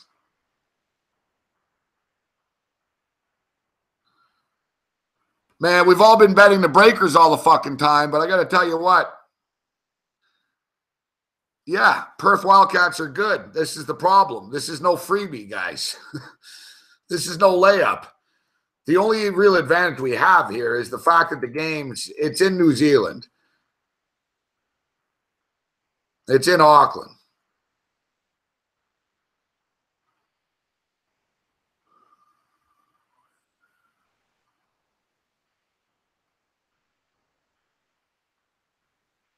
Bryce Cotton. Remember Bryce Cotton? Bryce Cotton is he's one of the stars of the team. Providence, Bryce Cotton, I remember him.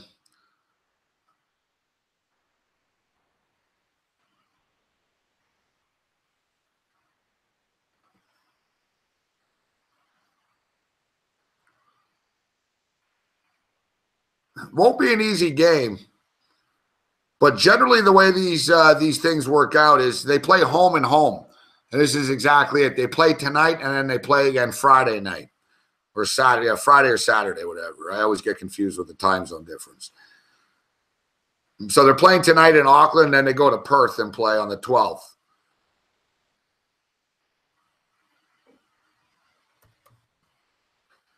Let's see if we got any major injuries or anything to speak of.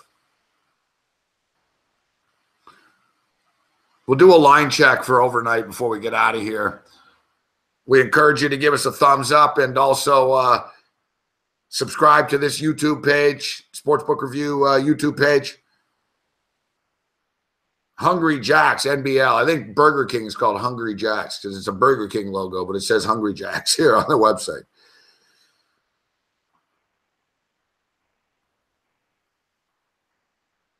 All right.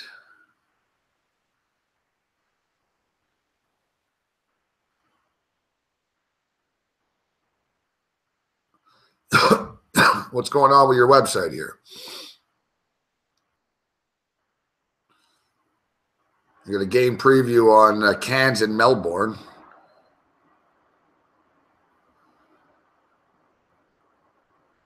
Oh, here we go.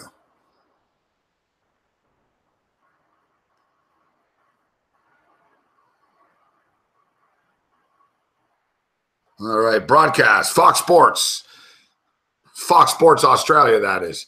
Sky Sports New Zealand, 1:30 a.m. Eastern, 5:30 p.m., excuse me, in Auckland. Wow. 5,000-kilometer flight from Perth to Auckland. That's the thing why New Zealand, I didn't realize it was that far. Bobbert would know in the chat. I didn't realize it was that far, but like New Zealand have a definitive home court advantage. Like same thing when they play in rugby and stuff too. It's a hard place to go play. It's like it's in the middle of fucking nowhere. 5,000 kilometers from Perth to Auckland.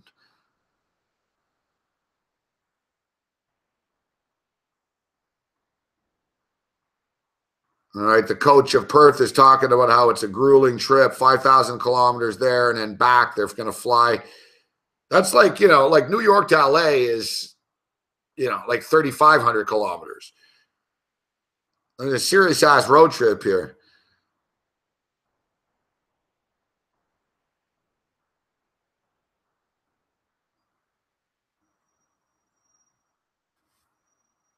Yeah, these two are rivals.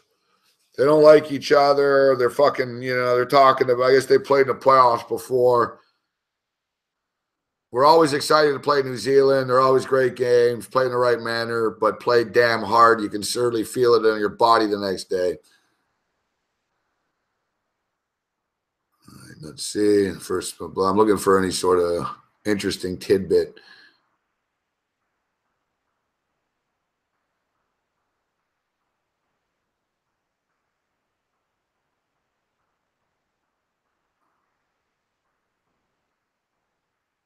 All right, somebody on Perth got hurt and retired this week. I don't know. It's not the star player, but nevertheless, they say they're going to miss him. Emmanuel Martin against Breakers' new point guard, Edgar Sosa. Yeah, remember Louisville Cardinal point guard Edgar Sosa? He's the Breakers point guard. He's kicking ass. Clinical offense. Let's see.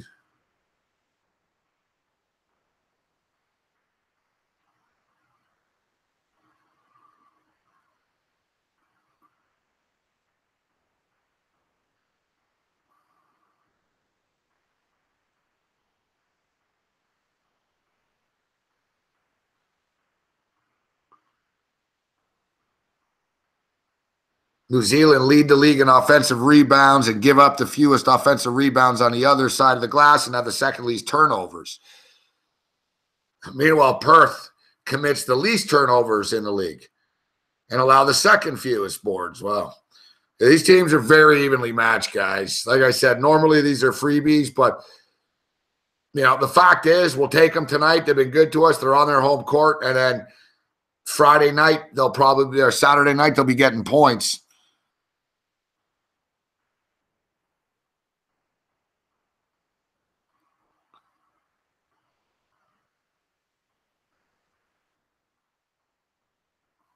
The Breakers and the Wildcats. Yeah, but these guys are dominant.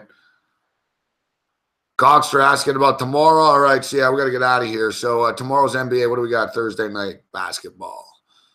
Lakers and Wizards. Lakers plus 10.5. Remember they talked shit last time, and Lakers beat them, so it should be payback this time for Washington. But I don't want to lay 10.5. Pelicans at the Raptors. Pelicans at the Raptors. Raptors laying 5 in this spot. I think the Raptors are worth a look here, laying a 5 spot. That's a fair number. Cleveland at Houston tomorrow night. Interesting.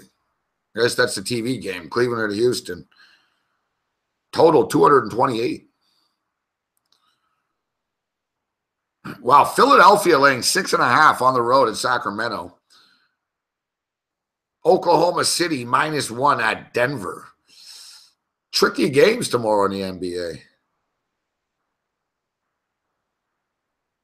Listen, we know that Cleveland aren't playing defense. I'd take a look at the over this Cleveland and Houston game. I got to do research though. I'm stuck in tonight's mode here. I got to do some research.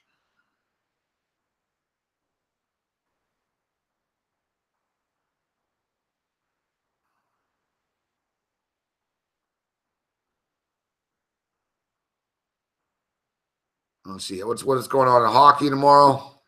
There's a million hockey games. Blackhawks at Flyers. Oilers at Devils. I think the Oilers might start winning some games. Montreal are catching a break playing these teams the night after they play the Leafs all the time.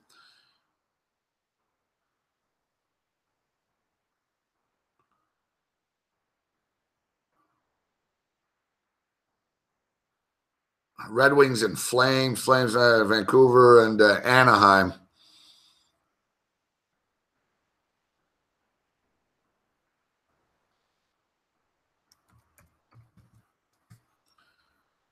No, the thing I like the best tomorrow, I like the Arizona Cardinals plus the 6.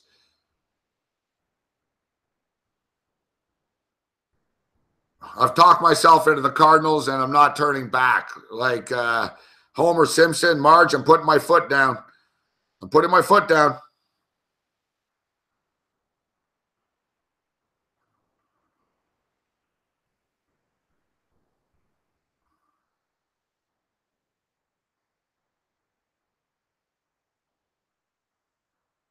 Yeah, I don't see any reason. We got burnt tonight on the total, but I don't see any reason why Houston and Cleveland can't get 228 points tomorrow. It's going to be a track meet. Cleveland don't play defense, and it's the way Houston want to play. I don't think suddenly either team's going to play defense tomorrow. Cleveland Cavaliers are giving up 114 points a game.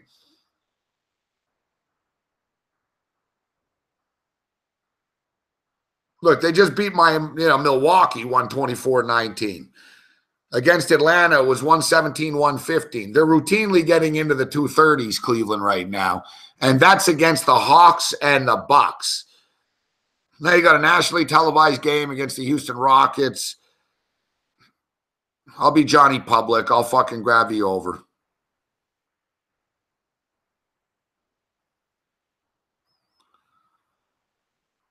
And with that, and good call by Rostradamus. The Rockets are refreshed too. And with that, we call it a night. We appreciate the kind words. We appreciate the thumbs up. Thanks for tuning in, everybody. Check out the boys tomorrow all day long on SBR's YouTube page, giving you winners, great breakdowns, free content for you. Support SBR by betting at one of the books on their click one of the banners on their website so they get credit for it. And then the wheels keep turning for everybody. I'll be on live TV tomorrow at 2 o'clock in the afternoon on the Fantasy Sport Television Network. And we'll see you here tomorrow night at 10 o'clock. We're on the New Zealand Breakers, small piece of the over 166. Other than that, you're on your own. Arizona +6 tomorrow, over in the Cavs-Rockets game. May the winners be yours, guys. We'll see you tomorrow. Later.